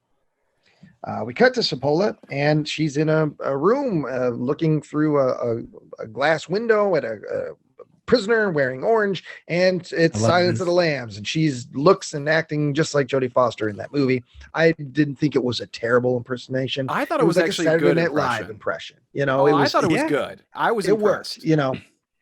And I thought it was pretty decent. I bought it. Yeah. And also, this actress is all in on this. Yeah, I liked her a lot. She's maybe my favorite character in the movie. And I looked her up, and apparently she's also plays Nancy Grace in several different things. Okay. Yeah, I can see. That makes a lot of sense. Yes, because I couldn't put my thumb on it, but I'm like, she looks familiar. Yeah, she looks like Nancy Grace. Yeah, she's talking to a convict who's behind some glass. The convict isn't saying anything. And she's just saying, and she starts saying, well, I can be as silent as you are. I can be blah, blah, blah. It's a bit. And then Kosaka walks in and basically he says that you're talking to a two-way mirror. That's the big punchline of the joke, is that the guy's not responding because he can't see her. He thinks he's looking into a mirror. But that's the weird thing, is that that is a thing in police stations, is to have a one-way mirror. So why... I figured he was going to say there's no speaker box or something, like he can't hear you. I thought that. So it was weird to be like, he can't see you. I was like, of course, I figured he couldn't see her, but like, I've been watching a lot of Brooklyn Nine-Nine, and so they do that a lot. Where they got the speaker really box plugged in. Guys, I know what's hip and what's hop. I've got my rap-elator. Right. Yeah. Kosaka then tells Sapola, can't read my own writing. Kosaka tells Sapola that they're now working together on a new serial killer case.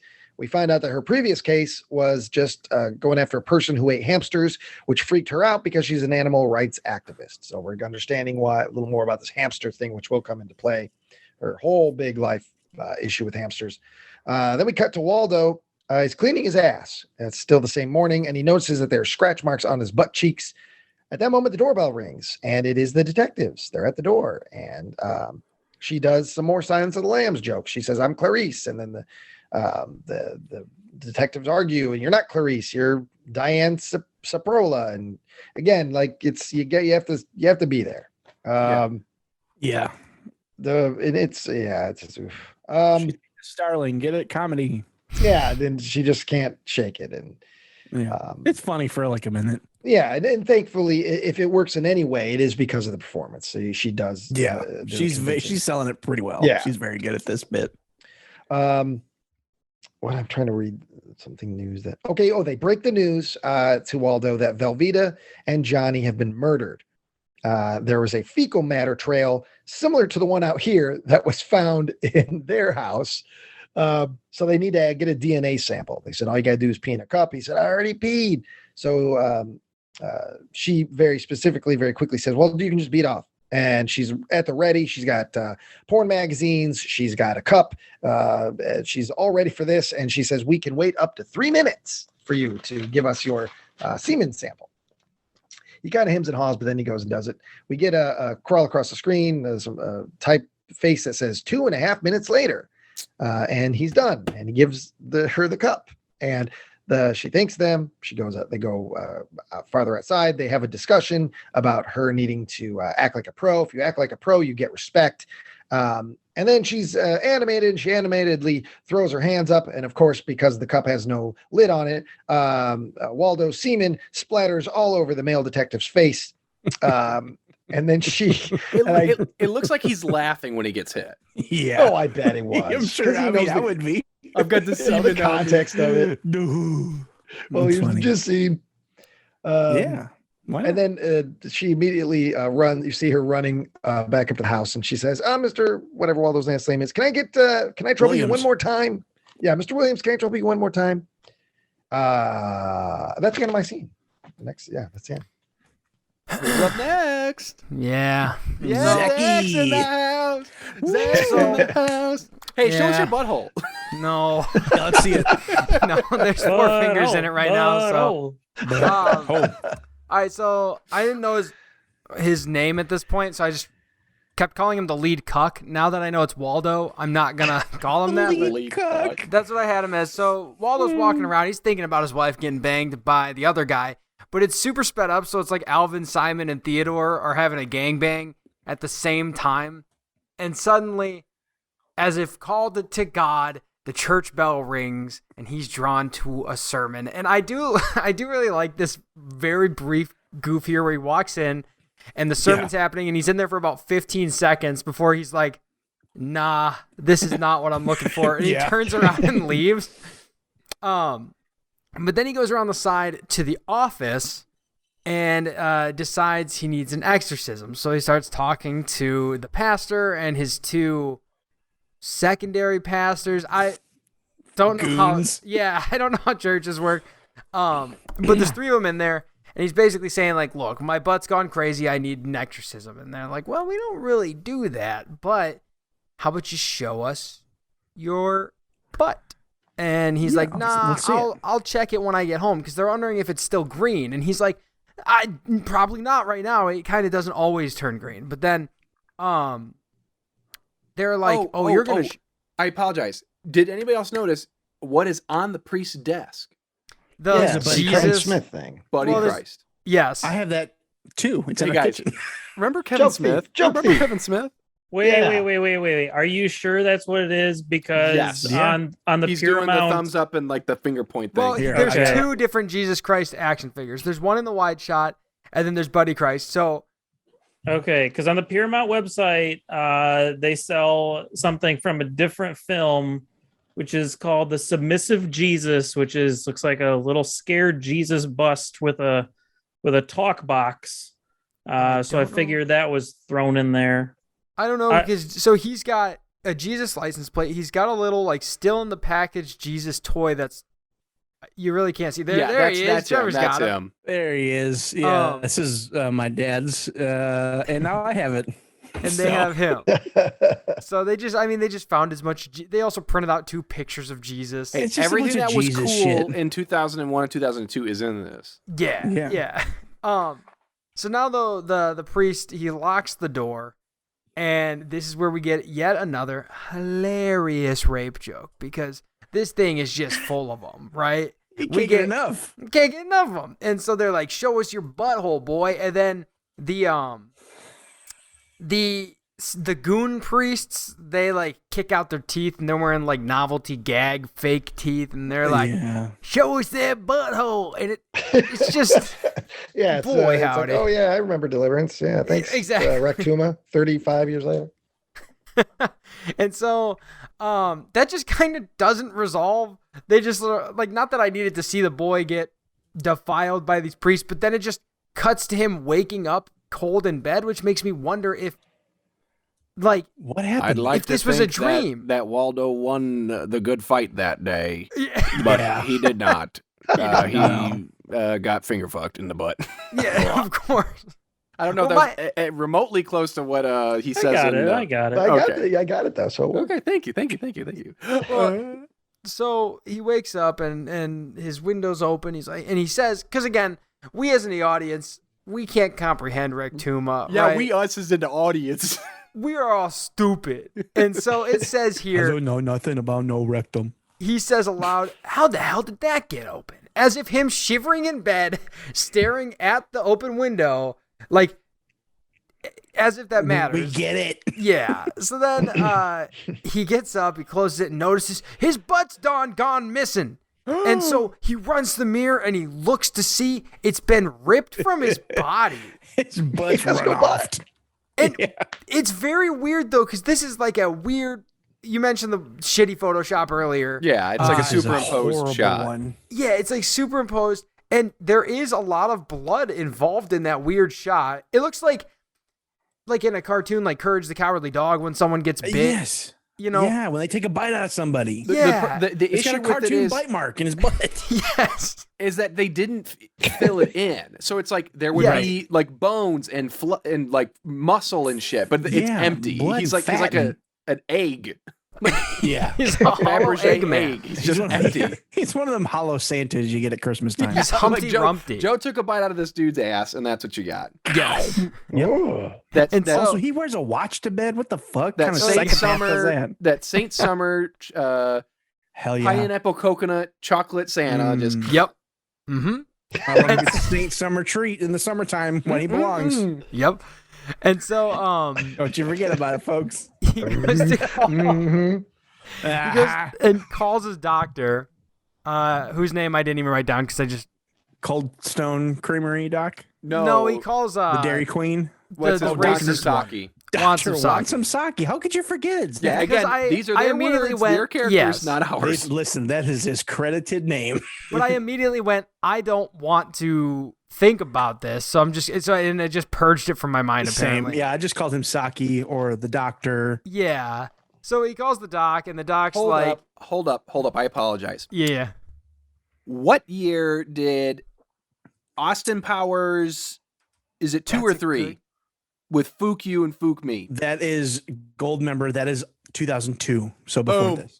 Yeah. Found it. That's the connection. There it is. Everybody likes that Austin Powers baby geniuses. Yep. Oh God. So, Gold Member was the year before this. Yeah. This they thought that when they were making this, they probably thought they were half as funny as Austin Powers was. Granted, now you look back, who knows? There's Austin Powers vibes in this. It's like the worst things in Austin Powers are everything in this movie. Yeah. And I'll tell you, I'm going to admit this right here. I haven't seen anything after the first. I've only seen the first Austin Powers. I never even bother. I haven't seen any of the other ones. Even being a big James Bond fan, okay, I know Joe I did, Buckley. Okay, Joe Buckley, we get it. You don't watch movies. No, that's why I have nothing to interject. Because and I'm upset because it keeps coming up. Austin Powers keeps coming up. And I'm like, fuck, I got nothing. I got nothing for Austin Powers. There's not much there in Gold Member, but I would recommend The Spy Who Shagged Me. That's a good one. All right. I do like that one. I'll fight for I'm that just one. not the big Mike Myers fan, I guess. It's really that's understandable. Came down to. That's another I feel like he had to be there. I mean, I was like 12 when these movies were coming out. And that was also maybe some of it. As I was also getting into James Bond, so I was just like, this is incredible. This is a cinematic masterpiece. Yes. Although I did for a short while, I did have Vern Troyer's cell phone number. Because I was working at the radio station. Burying the lead here. Yeah, and because the way it worked was, hey, folks, Ryan and Brian here. I got a dead celebrity's phone number. and I had it because the way it worked was they would set up the interview through his people, and then it would be like, well, you call him at whatever time was set up, and they gave you his personal number. So at 9:30 or whatever it was, we had the number, and you called it, and he'd answer, and you had a phone interview. So I remember for a while I had the phone number. Thinking, I should hold on to this. I lost it. I don't know whatever happened to it. But. Try it now. Dang. Yeah. Who's got his phone number now? So, let's see. So he calls the doctor. The doctor's like, "Is there any blood?" He specifically says, "No blood." And the doctor's like, don't worry about it. It's fine. You're fine. Don't worry about it at all.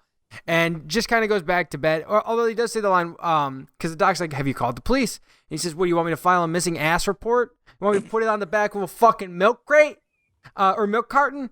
And the doc's like, you have learned sarcasm. Good night. And that is a callback. Yeah. And also, I don't know if it was mentioned, but the doc here has a bonnet with like curlers in, and he's sleeping with a teddy bear. His hair's not curled. No, so goofy. So that's what I was like, what is the joke here? Is the joke that guy look like lady when guys sleep and child because teddy bear too? Yes, that is the joke. I couldn't figure it out. It's the this isn't how men sleep. That's the joke. It's a more obscure racist. Guys, I sleep with the rims from my truck every night. Yeah, I mean, basically, you're a man. I bring the grill inside, and it sleeps right next to me every night. I wipe my face down. My wife's cleaning her face. I'm putting motor oil on it every night. When I go to sleep, I'm a man. Exactly. Come on. My bed is just a bunch of footballs stitched together. Very uncomfortable. We're different. Just built different, right? Us men. That's great. Oh man, that's a great slogan. Built different, us men. Us men. That's our that's some Malevolent movie slogan. Our new shirt. The next shirt with just Joe's face on. Oh, yep. Let me hang on a minute. Let me write this down. Yeah. Eventually, we're gonna have a shirt that just lists all the shirts we never make. That's a good idea. Nick, I would love that. That'd be great. Write that down. I think we're up to like 30 different ideas at this point. I drew your Joe as Winnie the Pooh, surrounded by cummy jars. That's what I've been waiting. So, I just listened to that episode the other day. Me too. That's what got me. Can we make a version of that shirt where the C part is cut out of the shirt, so you see Joe's naked, pale white body underneath it? I mean, I'm sure we could doctor one up. We could have just ordered one and cut it out ourselves. There you go. Make sure that they all stop at your house before you ship them out, and you'll just cut them out. Yeah, ship them all to your place, and then ship them out again. Cut a hole in my shirt. That's a weird impression of Joe, but all right. So that's our little old grandma fan. I assume that's the only person buying the shirts is Joe or us 5. Well, me. Listen, I got 3 of these fucking. Look, Yeah. it's Joe's grandma. Yeah. Yeah, it's he's got his grandma money. Which I always assumed was Tad. I just assumed the family was cyclical. So, all right, so cyclical family. Yeah. And so, Gene looping.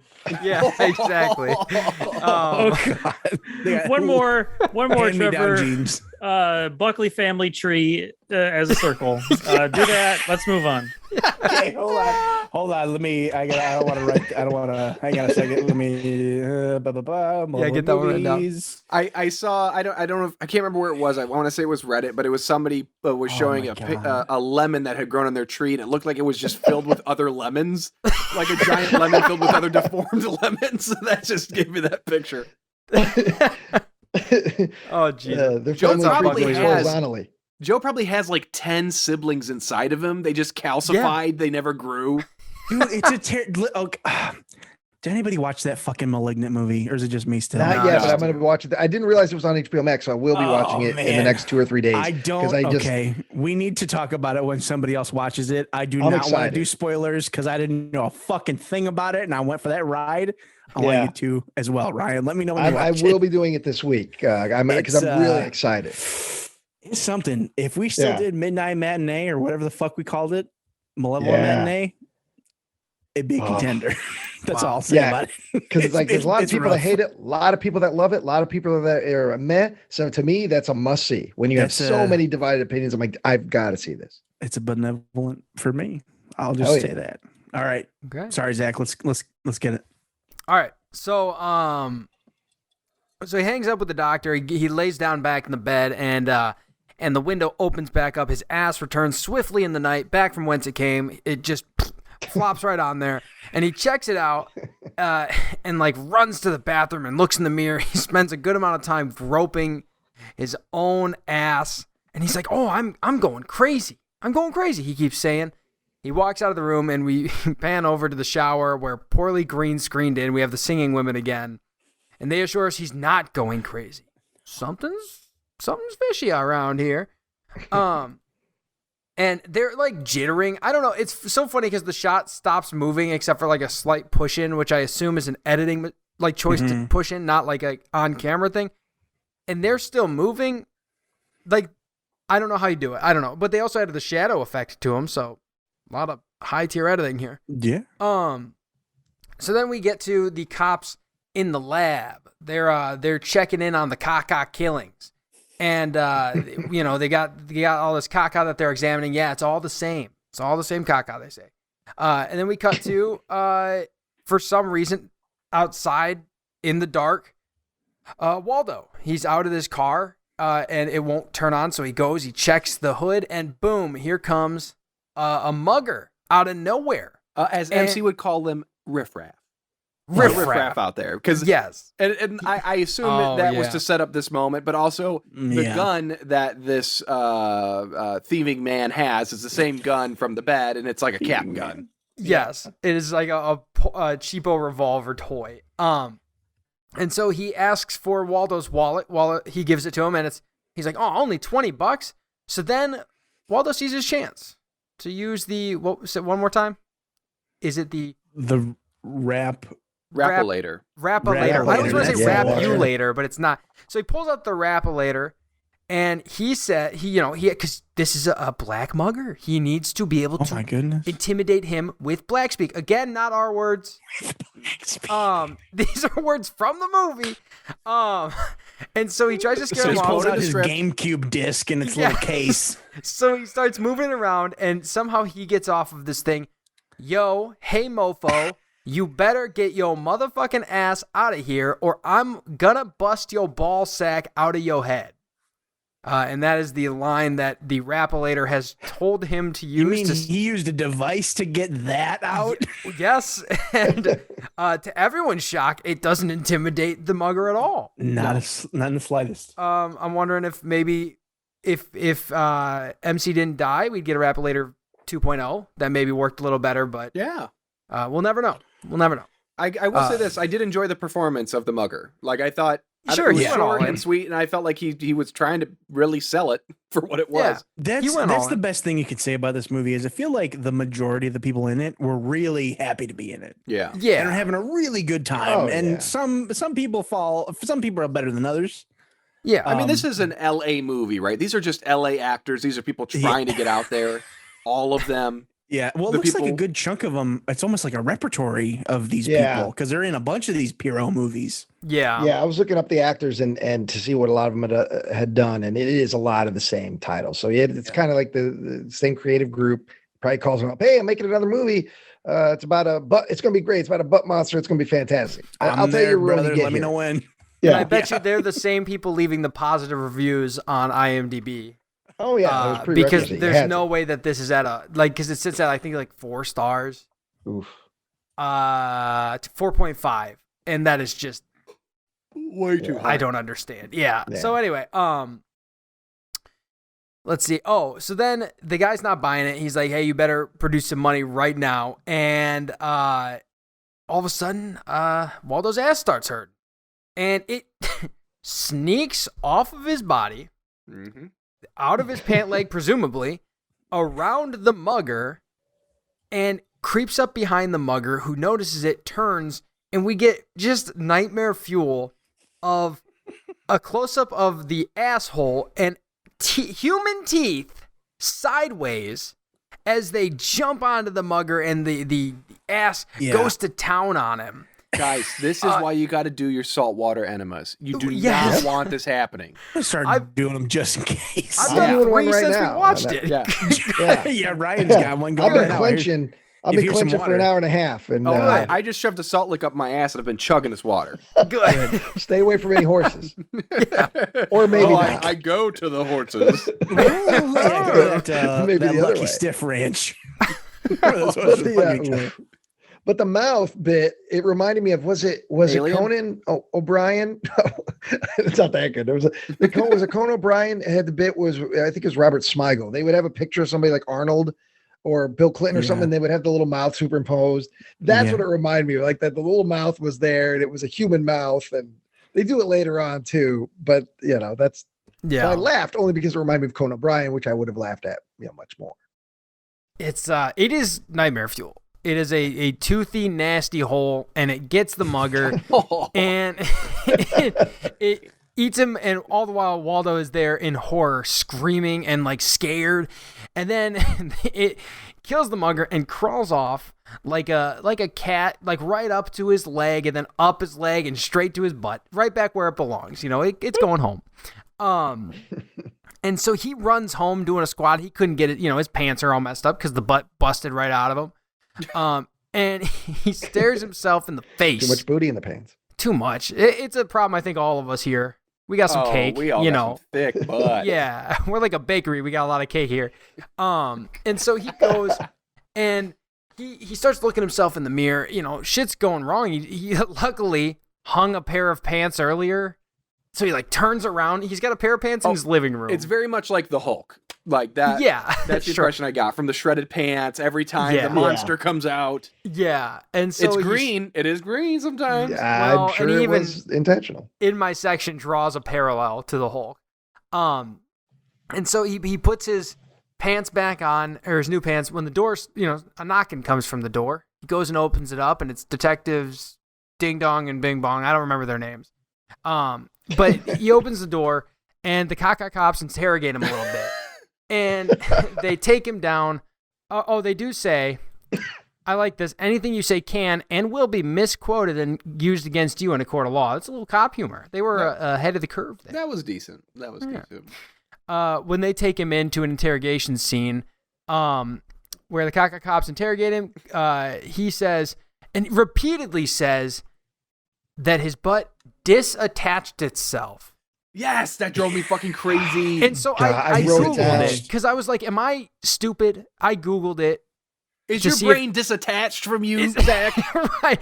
And my favorite thing, though, is I Googled it, and the first definition here, well, there is an lexico.com one. That disattached is a word that means something completely different. Well, it's It's according to Urban Dictionary, the word idiots use when detached and disconnected are on the tip of their tongue. So it's a mashing of them. Perfect. Yeah. Did the rap-elator help you with that? It did. Yeah. Because I wrote it in big letters, disattached ? He says it like, so that's much. That's not right. That's not right. No. And I hated it. And that's why I Googled it, because I was like, this isn't a word. Detached. Maybe I don't know. Yes, detached or like dislodged or something. Yes, disconnected. Right. But Disbutted. He's obviously saying, he's like, hey, it disattached itself from me. And the male cop, he's not buying it, right? He does a little goof where he's like, hey, can you see that right here? And he bends over and points at his forehead. He's like, do you see this? Do you see that right there? And he's like, no, I don't see anything. Waldo, hook, line, and sinker right now. He's being reeled in on this one. He goes, does it say stupid fuck on my forehead? And he's just like, I really enjoyed the cop's performance here because it's just really stupid but fun. And just to let Waldo know he's not buying this stupid shit. And so Waldo tries to prove it. He's like, I gotta prove this. I'm innocent. So he stands up, pulls down his pants to give a little show, where he's smacking his booty, saying, come on, boy, disattach, show him, boy, come on, heel, boy. And it's just on a loop because they wanted to make something more of this scene. And while he does that, our female cop has some gerbil-related flashbacks. The screen turns blue and some prison bars come down. Some like old, like this is like early YouTube editing of like the prison bars.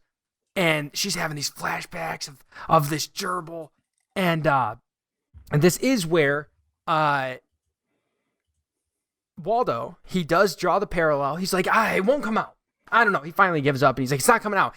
Maybe it's like the Incredible Hulk. Maybe I have to be mad. Like, call my doctor and we'll get this taken care of. Here's his number. Go give my doctor a call. Dr. Wansomsaki, right? And so the female cop leaves the room, and this is where like the guy cop, he's like, you know what? I'm sick of this. I'm done. He makes a very 2003 joke, pulls out his wallet, and he's looking for the word retard on his. I hate saying the word. You are removed from Cap 2 hands. It is one of my least favorite words in the English language. And this guy is like making the whole joke, and I'm like, you know what though? In 2003. In 2003, it's a different thing. It was like that was like the funniest joke you can make back then, they thought. So he's looking for that on his license, even though we already did the joke of like, am I a stupid idiot? So then the cop's like, okay, you want to get mad? And so he starts throwing him on the ground. And this is where the ass disattaches itself again, coming to its owner, its host's rescue. It inflates behind the cop and attaches to the cop's face like a face hugger, an alien. Meanwhile, while Cuck stands nearby saying, "Badass, you're a very bad ass," and it's just again on a loop of "You're a bad ass, badass," and that is the end of my segment. Nicholas, step up to the plate. Nick. Come on, Nick. Yeah, and I'm gonna speed through this as fast as anyone ever has. How soggy are those nachos by now? I've been told that it's actually stir fry. So, I wouldn't turn my nose up to stir fry. No, she does good. Does good work. Sarah's a wonderful woman. Yeah. So we're outside and we see Dr. Wansomsaki and Jodie Foster. And they enter into the room and we see the butt on the detective's face.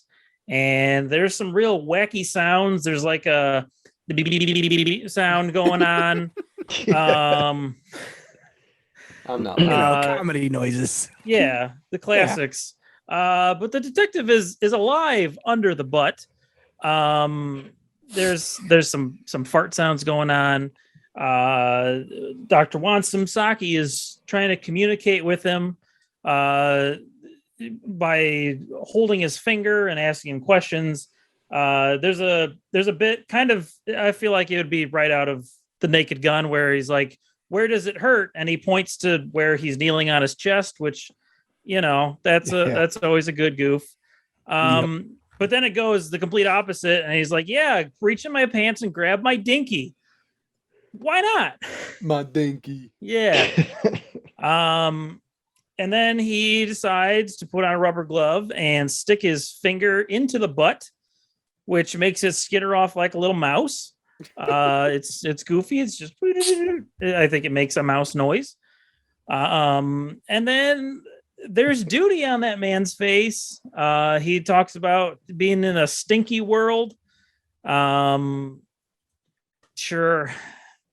Meanwhile, Waldo is wondering where does his ass go? And then we see a POV of the butt running away down the sidewalk while the Rectuma theme is sung over.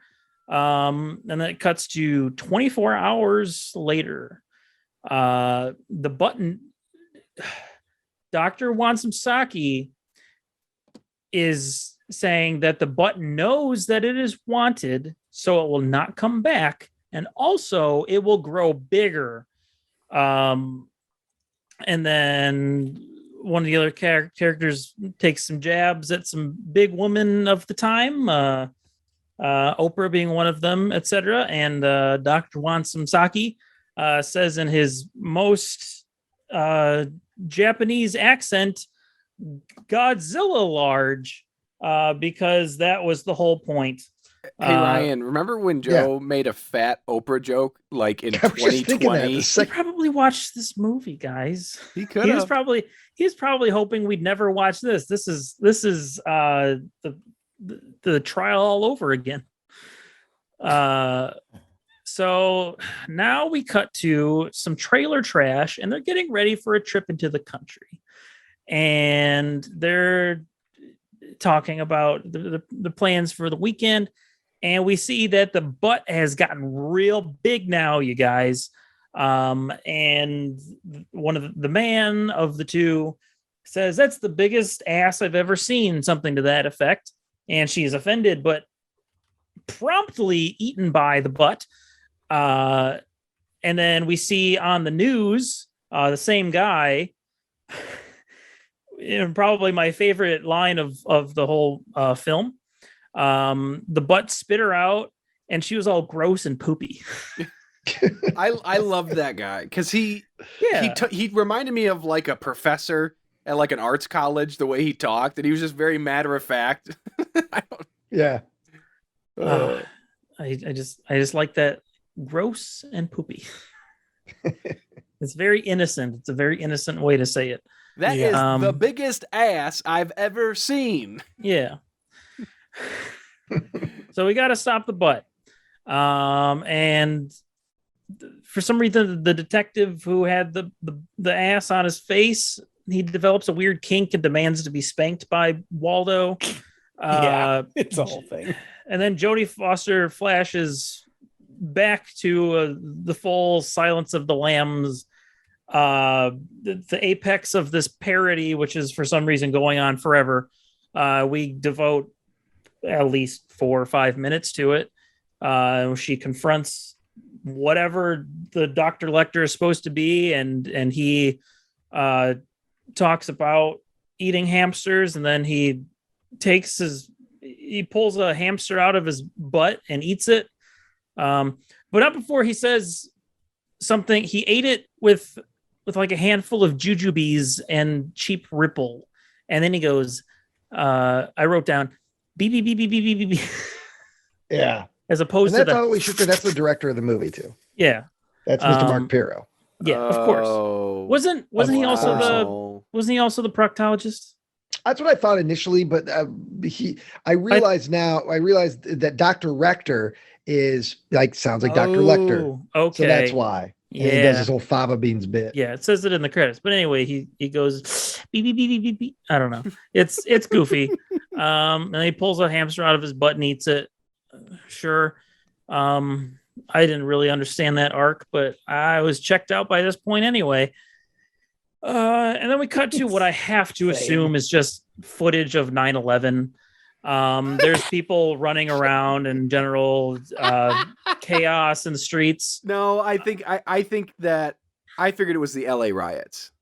Maybe. I mean, that's fair, but hard to say. But it is closer in proximity to 9/11, so and it was just there, for the taking.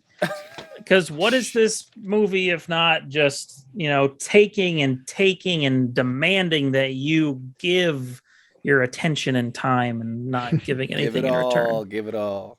Anyway, so now the butt is suddenly a kaiju, and there's cops rubbing Preparation H on their faces and making announcements. Well, I mean, what's the matter, Nick? I don't hate that joke. No, it's fine. Because the butt has eaten people and spit them out. So maybe if you got the Prep H. That's the cardinal sin of this fucking movie. It's just like Joe. It's a piece of trash, but you can't not laugh sometimes. But it's so bad that sometimes it gets you. There are movies that are like that, and they have these great comedy nuggets, but you can't tell people about it. You can't make references to the general public. You can't say, this is a great joke from Rectuma. You can't do that because it's cursed to have that burden on its shoulders. You're going to lose friends like that. Yeah, you're not going to. So the best jokes in this movie, forget about them. They're gone. They're locked inside of Rectuma. Just take them like Joe takes jokes. I was going to say, there should be a loophole where if there's a good joke in a terrible, terrible movie, those jokes are okay to steal. Yes. Because those jokes deserve to be seen and they deserve to be in something better. So we're actually doing those jokes a favor. Hey guys, I got a great joke from a really bad movie. You ready for this? Yeah. All right. Here's Johnny. Fuck you, Joe. Fuck you, Joe. We'll cite our joke sources when we steal them. The Shining, dumpy film. It's a great flick. Is that Dr. Sleep? Speaking of, I've heard great things. I didn't have my phone, so I couldn't take a picture, but I was at Walmart and there is a special double pack DVD with a special Halloween slipcover, and it's The Shining and Dr. Sleep together. That's official. It's packaged together. It's canon. There you go. It's a great movie, Joe. Fucking watch it. You fucking dank. It's a good movie. God. Anyway, so Dr. Wansum Saki, he has a cousin who I guess fights kaiju. Sure. He makes a phone call and his cousin starts asking some questions. It's, it's words. So then we go to the airport and we see this new character. We need another one. He's wandering around the airport and he tries talking to a guy, and the guy is very confused. And I think what the joke is that this cousin character, which I can't remember his name, I don't care. He is doing the Godzilla, that thing. Yeah, the words don't. He's dubbed. Yeah, the words don't match. He says when he's talking about his cousin, he says, "Oh, he's a great guy, et cetera, but he has a speech impediment."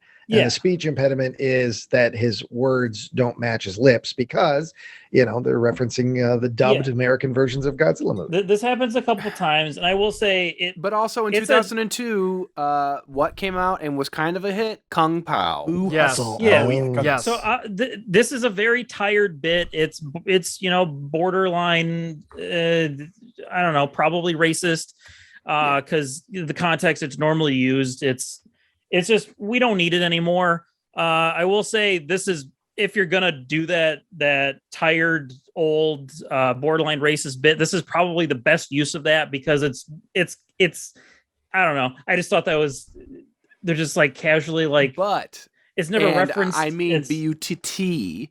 There is times where if you watch his lips, he's actually saying the English. I assumed that he was just taking the script and speaking Japanese. And then they were just dubbing. No, like there are times where he's very clearly just like a couple seconds behind the actual script. That's too much work for this movie, even if you are bilingual, trilingual. You fucking made this. If it's second nature to you, it's still too much work to put into this. Yeah. But yeah, as far as that shitty bit is gone, I'll take it. Fine. It was. They do it a couple more times too.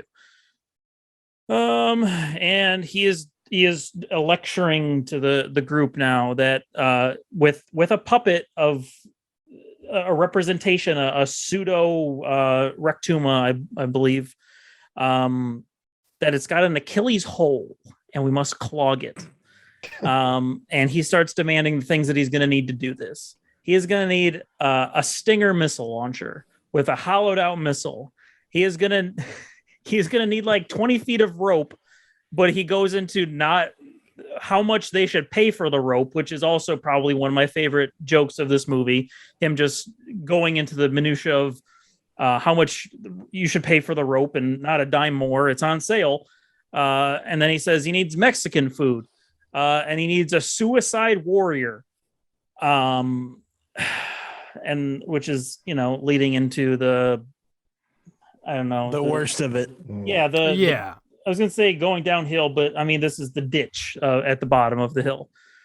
And our protagonist, Waldo, is asking if he can get his ass shrunk back down and returned to him. And that's it. Someone. Oh, boy. Take us home. All right. I'm bringing up the rear on this. So much for the short episode about Rectuma. Way to go, Ryan. Way to go, Ryan. This will be a lot quicker because I ran out of time, so I wasn't even writing as much down. So good. After that, we here we go. We get a shot of a jumbo jet in the sky, and it says Air Afghanistan on it, and there's a turban on the top of the jet, like a big turban on the nose of the plane. Okay.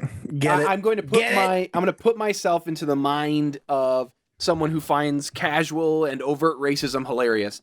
How is that funny? Like, how is that even funny? That's the laziest fucking thing ever. Like, the Air Hawaiian. Oh, it's got a lay over it. Oh, yeah. You could do that with anything. It's American Airlines is really fat plane. Yep. Actually, that's funnier. Like, that's funnier. Because at least it's something with the plane. That's just resting something on a plane. And like it's lazy. Like it's just like a cutout. It's not like it's flopping in the wind or anything. It's literally just like the laziest attempt on trying to cash in on people being like, yeah, fuck Bin Laden, because it was past, which of course fuck Bin Laden, but like. But still. Well, Bin Laden sympathizer over here. Like that's gonna get us canceled. There it is. That South Park episode was 2 years ago at this point. Yeah. Yes. That They're aired still November trying. 7th, 2001. Osama Bin Laden has farty pants or whatever. That's the one. Yep. Yes. Season 5, episode 9. With a no scope that title. I'm a comedy sniper, guys. I like that really Tyler sniped a few lines there. He threw or whatever at the end to make it sound like he doesn't know every single title of every episode of South Park. I've been rewatching South Park recently, so but I couldn't remember if I got it exactly or not. That's you why did. You got it. Unlike Joe, I'm not going to scream something like it's a fact if I don't know for sure. Yeah. All right. So then we see some desert, and we get a title card there that tells us where we are. We are in a place called Aflaurelstan, which pissed me off. We don't need to bring Laurel and Hardy into this fucking movie. Oh, I thought it was a joke on it's a floral stand. Oh. Like a flower stand. I'd rather it be that than reference to Laurel and Hardy. I wasn't looking at the screen at this point. Because that seems too smart. Laurel and Hardy seems too smart for these jackasses. Yeah, and that's why I was like, "What do you guys? Come on, don't bring." You're soiling everything.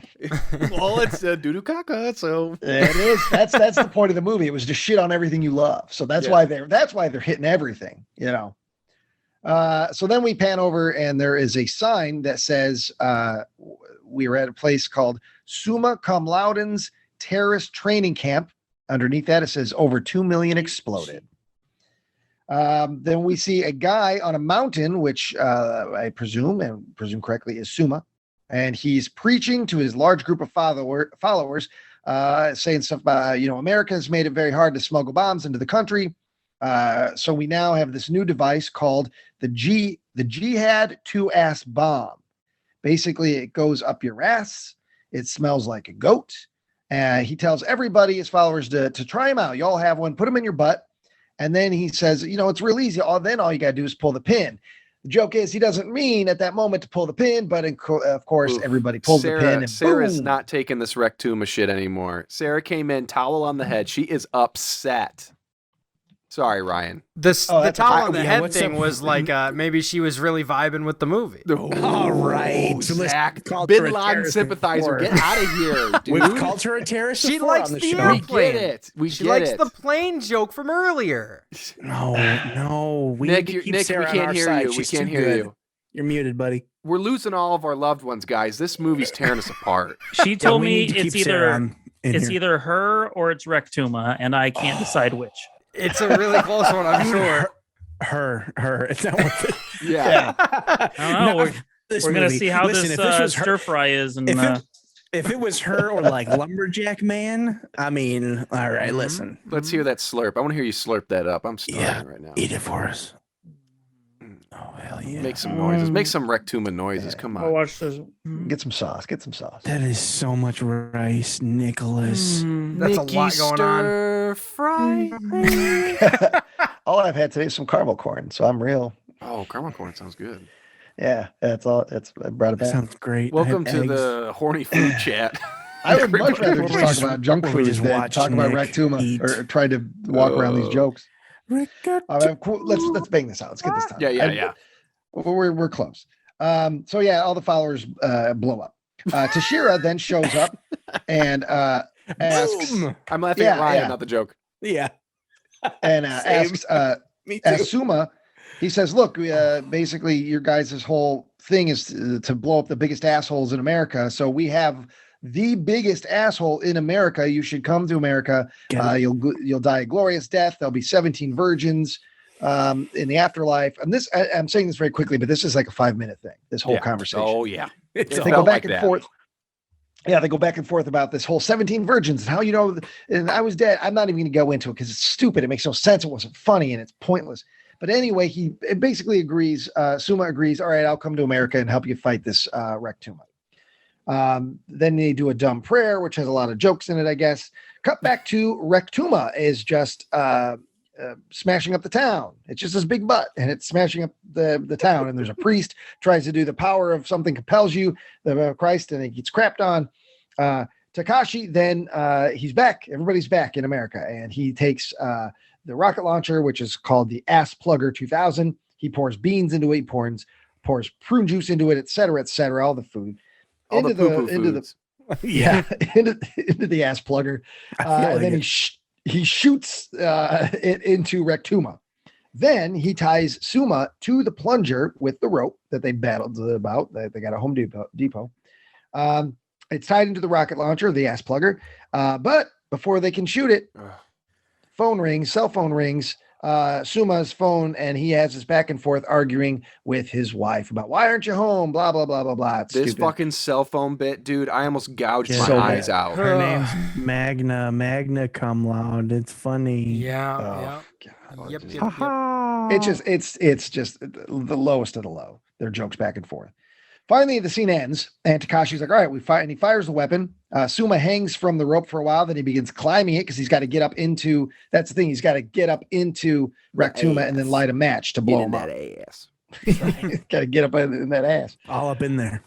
But before he can get up in that ass, he gets another phone call from his wife again. She's still bitching. It's the same thing. It's the same bit. Then Rectuma sucks him. Rectuma just sucks him right up in his butt. Could you imagine if they did it again? Well, comedy rule of threes.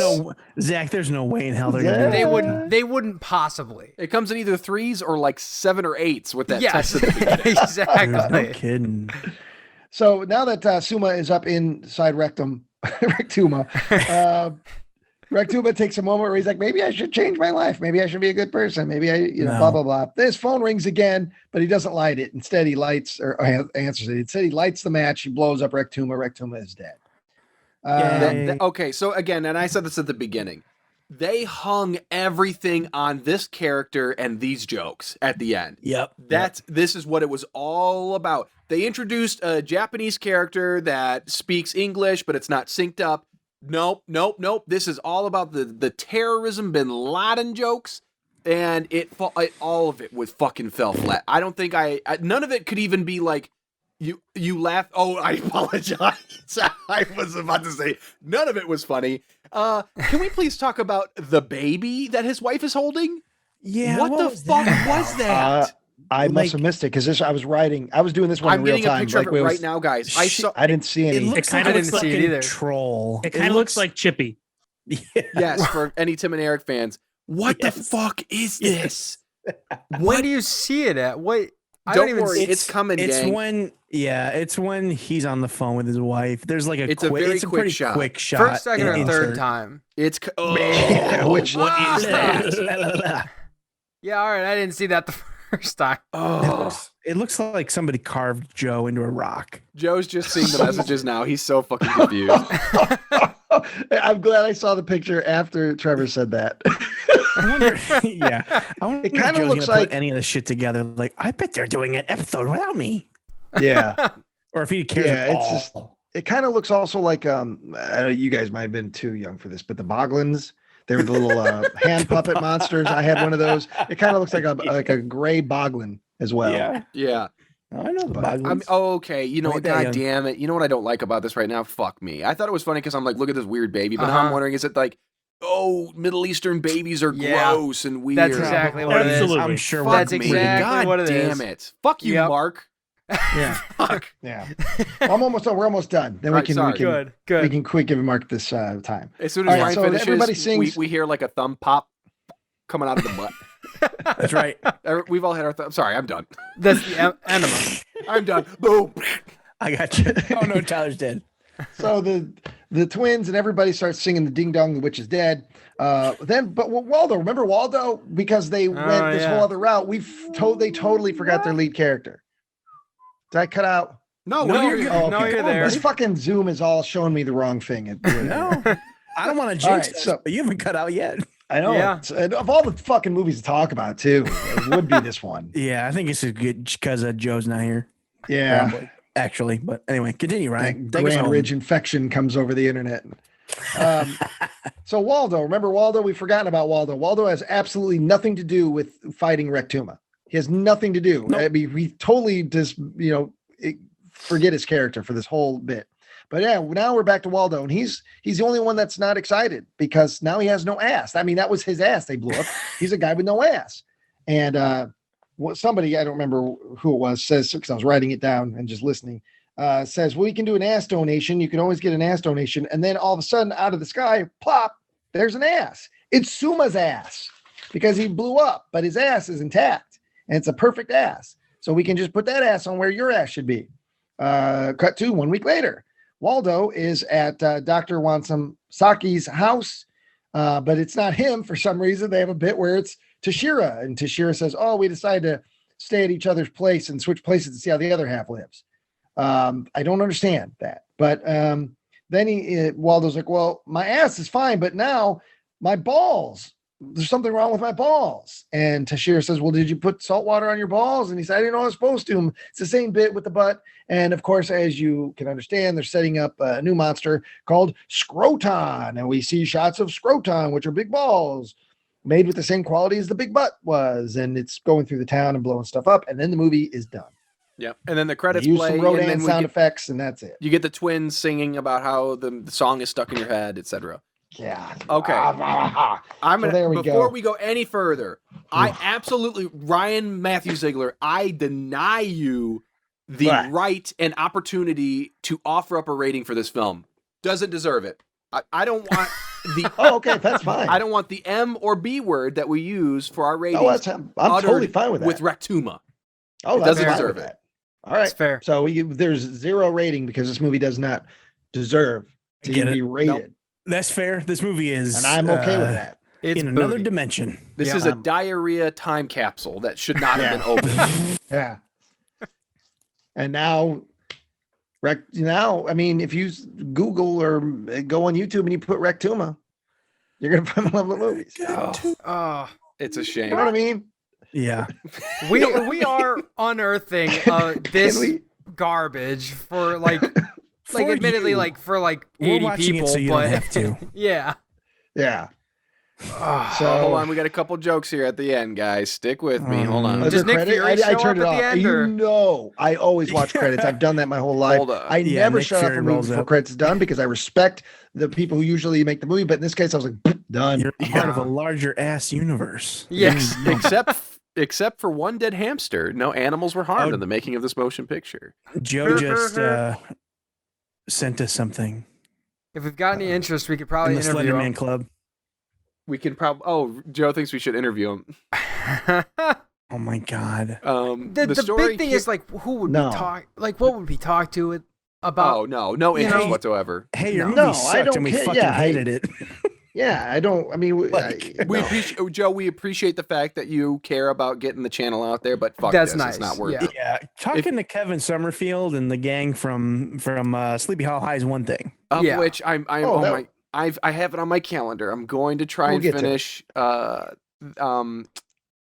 Oh shit, Chris. Well, we've got Chris and three Z's more. interview and Oh god, I forgot those even come on. Is it Maria? Yeah. And Maria's that was yeah, we got two big, at least two. I mean, hey, it is almost. And the one is a real big one. Yeah. So I figured I would save that because I have that week off in early October. I was like, that'd be good for October to do. And did you guys see on those episodes there is like a Sleepy Hollow High super fan? Oh, big that's guy, been commenting. big fan. He's loving it. So hell yeah. Got more content for you. Didn't he say something about he wants to be on our we should interview him about his love of Sleepy Hollow High? You know what? I think he said I'm fine with that. I wouldn't. That's enough of a qualification in my book. I wouldn't hate it. I mean, how many episodes of Man with No Brain have we done? I mean, more than were ever necessary. But I mean, so yeah, we're not giving Rectuma a review. If you've listened to this, you know whether you think it's something you'd want to watch or not. I would recommend not. Even as a fan of because that's one of the things about the movie is it initially it sets itself up and in the advertising and in the poster is, oh, this whole thing is going to be a big parody of big monster movies and kaiju movies, and it barely, except for the beating the Mothra twins thing into the ground, it doesn't do much of that. It's like a skeleton to hang the meat of these terrible jokes on. And guys, I am purging Rectuma from the Plex. Oh, it's gone. Good. Here we go. Good. It is officially gone. Refresh your Plexes. You will see. Now, can someone call Tubi and get it off of their Plex? It's all there. It's probably on Amazon right too. Oh, you just got to contact Dr. Tubi. Yeah, just give him a call. He's gonna think, all the time I ate Dr. Coldstone's nuts. And the one thing about this movie is taking all the jokes aside, let's just looking at the basic plot. It seems like Mark Pirro or somebody did a contest, and it was only at like junior highs, or maybe not even, maybe that's too old. It was like elementary school. It's like, what's the scariest movie? And there was some smart ass kid that was like, it's a movie about a guy's butt. It leaves and it grows up and it's a big butt and it eats people and then it poops them right back out. And that little boy was Joe Buckley. And Mark was sitting there like, wait, hold on, slow down, kid. And he's writing it all down. Yeah, he's like, okay, so the butt comes off the guy and it grows and then it poops people out right after it eats. Okay, gotcha. Holy hell! You actually just reminded me. My mom got me a book when I was really young, because I'm pretty sure the main character's name was Zach, and the book is called "The Day My Butt Went Psycho." And my bum, The Day My Bum. I don't know why it's changed here, but that was released in 2001. Oh, do you suppose that this the plot? That is so? I mean, obviously it's a children's book, but his butt does go psycho, detach from his body, and start running amok. This might be a plagiarized movie based on a children's book. Yeah. Now I want to talk to Mark Pirro, and I want to start out real nice to him, like, "Oh yeah, the movie had us in stitches. How'd you come up with some jokes?" Oh my God! By the way, boom! Hold on a second. This is an Australian kids book. That's why it's called Bum. Yeah. Zach Freeman's bum is constantly disattaching itself from his body and running off. One night when he follows his bum, he learns that there's a plot by bums to take over the world. They want to create a worldwide fart. Dude, this sounds fucking awesome. Oh, I is know the I said the great word children's book. Bumcano in quotes. I know I joked about the Malevolent Movies book club before. I'm dead fucking Let's get it. serious. This is it. We need to read is The it. Day My Butt Went Psycho. Yes. Yeah, we can do this is dramatic the reading with name sound no effects and brain character that we're voices. all appear on or something. That's fine. Oh, it's a part of the Bum trilogy. I was gonna say it's followed by the zombie bums from Uranus, and it is the trilogy comes to an exciting conclusion in Bumageddon, the final Pong flicked, which I don't know how Pong fits into this. You'd have to read. It was changed in the U.S. to Butt Wars, the final conflict. Dude, Butt Wars sounds great. Let's read Butt Wars. Yes. Yeah. We get the rights to this. Maybe this is Because movie it's got to be more aggressive for us. Do you see the name of the author? Andy Griffiths? I'm not joking. Yeah, it is. That's ridiculous. I mean, it's not his fault, but it's like you're bored. You know, it's like, oh, fuck, Andy Griffiths. Oh, he's from Australia. He didn't know who fucking Art Andy Griffith is, probably. He wasn't watching Matlock. This fucking movie stole. I'm telling you, I have a feeling that this. What a movie. Oh my god. What a terrible movie. The book was great though. By the Hall way. of Shame for Malevolent Movies. I was gonna say, so fellas, we're not doing a regular rating, but is this the worst It has movie to we've be watched? right. It's got to be top 3. I don't know if Honestly, it's number 1. For me, it's going to be close, if not number 1, because of how much it upsets me, like Joe does. Like there's Joe's not here, and I'm upset like Joe's here. Like yes, like a like feeling I even never want to Sickness have. House, even Sickness House had some fun bits. Even Right. Sickness House had the weird like you couldn't They shoot at tried. sunset, so you have the weird orange filter on the outside. Yeah. Even the big F had Sickness House, insert- almost unanimous praise. Almost. insert unanimous funny praise. joke here. Here's- I can't remember even anything the about the big thirsting. F, but At least we, even the thirsting had Mickey Rooney. We had Mickey Rooney. We had a lot of laughs talking the about it. Even though- the Sasquatch sex in Big F is nothing compared to this. Oh, no. And remember how much that traumatized us, guys? Yeah. That fucked us up. Yeah, this is The probably director was in you there know, with his late night shirt. and right? Trolland was crap, but that was our fault because the asylum never promised you. You know what you're getting. They're like, that's what we always And have that was to the do. intent. That was the Don't intent. go to McDonald's and bitch about McNuggets. This is what you get. So Exactly. the asylum, that's on us. We knew have the what we were getting perfect with the asylum. Flawless gem known as Baby Geniuses, which is an eternal summer flick that pays tribute to Saint Summer. It's one of our best movies we've ever watched. I understand. Yep. And Agreed. this is the movie that I passed on. That In Summer Spirit. This is the movie I really wanted to do with you guys and Ryan in particular. It's not going to be the most malevolent movie. Oh, but it was was this the one that you said was going to make me real mad? No. okay. That's not this one. I can't What subject. the fuck is it? I can't subject you to the one that I'm thinking of is over 4 hours long. We got to. We have to. We will do it one Is day. We have to. You know what? Right after Bad October. Is it Bad October is it an our Andy time. Warhol movie? No, it's not an Andy Warhol movie. No, you've never heard of it, Ryan. You've literally never heard of it. And I've dug through IMDb hundreds of times, and it's only recently that I discovered it. But this is a movie that I'd been kind of taunting you with about theater. It's called You're Not Getting Out Alive. And I saw that in your Plex. Yeah, I didn't. And it's clearly, I had bought the DVD because there's no video of it anywhere online, no trailers, nothing. And it's basically a horror movie made by a theater company and like an LA theater company. And it's bad and it's dumb and it's classic Malevolent movie. And I'm like, oh, but I want to give you guys a break from that. We'll do Rectuma because Rectuma will be funny. Fuck me. I was wrong. Yeah, so next time we get together, we're doing You're Not Getting Out Alive. And there's going to be all sorts of... No. I'm not going to tell you the name of the 4-hour one. Oh no. Yeah, and it's not in the Plex. You can't find it. Okay, because I'm curious now. The 4-hour damn Malevolent movie. Ryan, it's this. I was tempted to give it to Joe because you could. It's a lot of genres, but it's basically nothing all at once. Oh. And it will be painful. It will be Well, painful. that could be so. If we ever, I don't know, if we ever found a way to do it. There it is. Rectuma took him. Yeah. Rectuma's Yeah. revenge. Finally, after all these hours of talking about Rectuma. He pulled the enema too early. He Forgot should to have do left this it in there. this morning. That's right. Rectuma. fucking got the internet. Rectuma did it. It took a whole time, but you finally did it. It happens. Yeah, I don't really know how to sign off on an episode like this. It's just. Maybe after I say after we all agree that we're not going to review it, maybe I'll just kill it. The episode after that. These last 15 minutes, fuck it. It's just there you go. Yeah.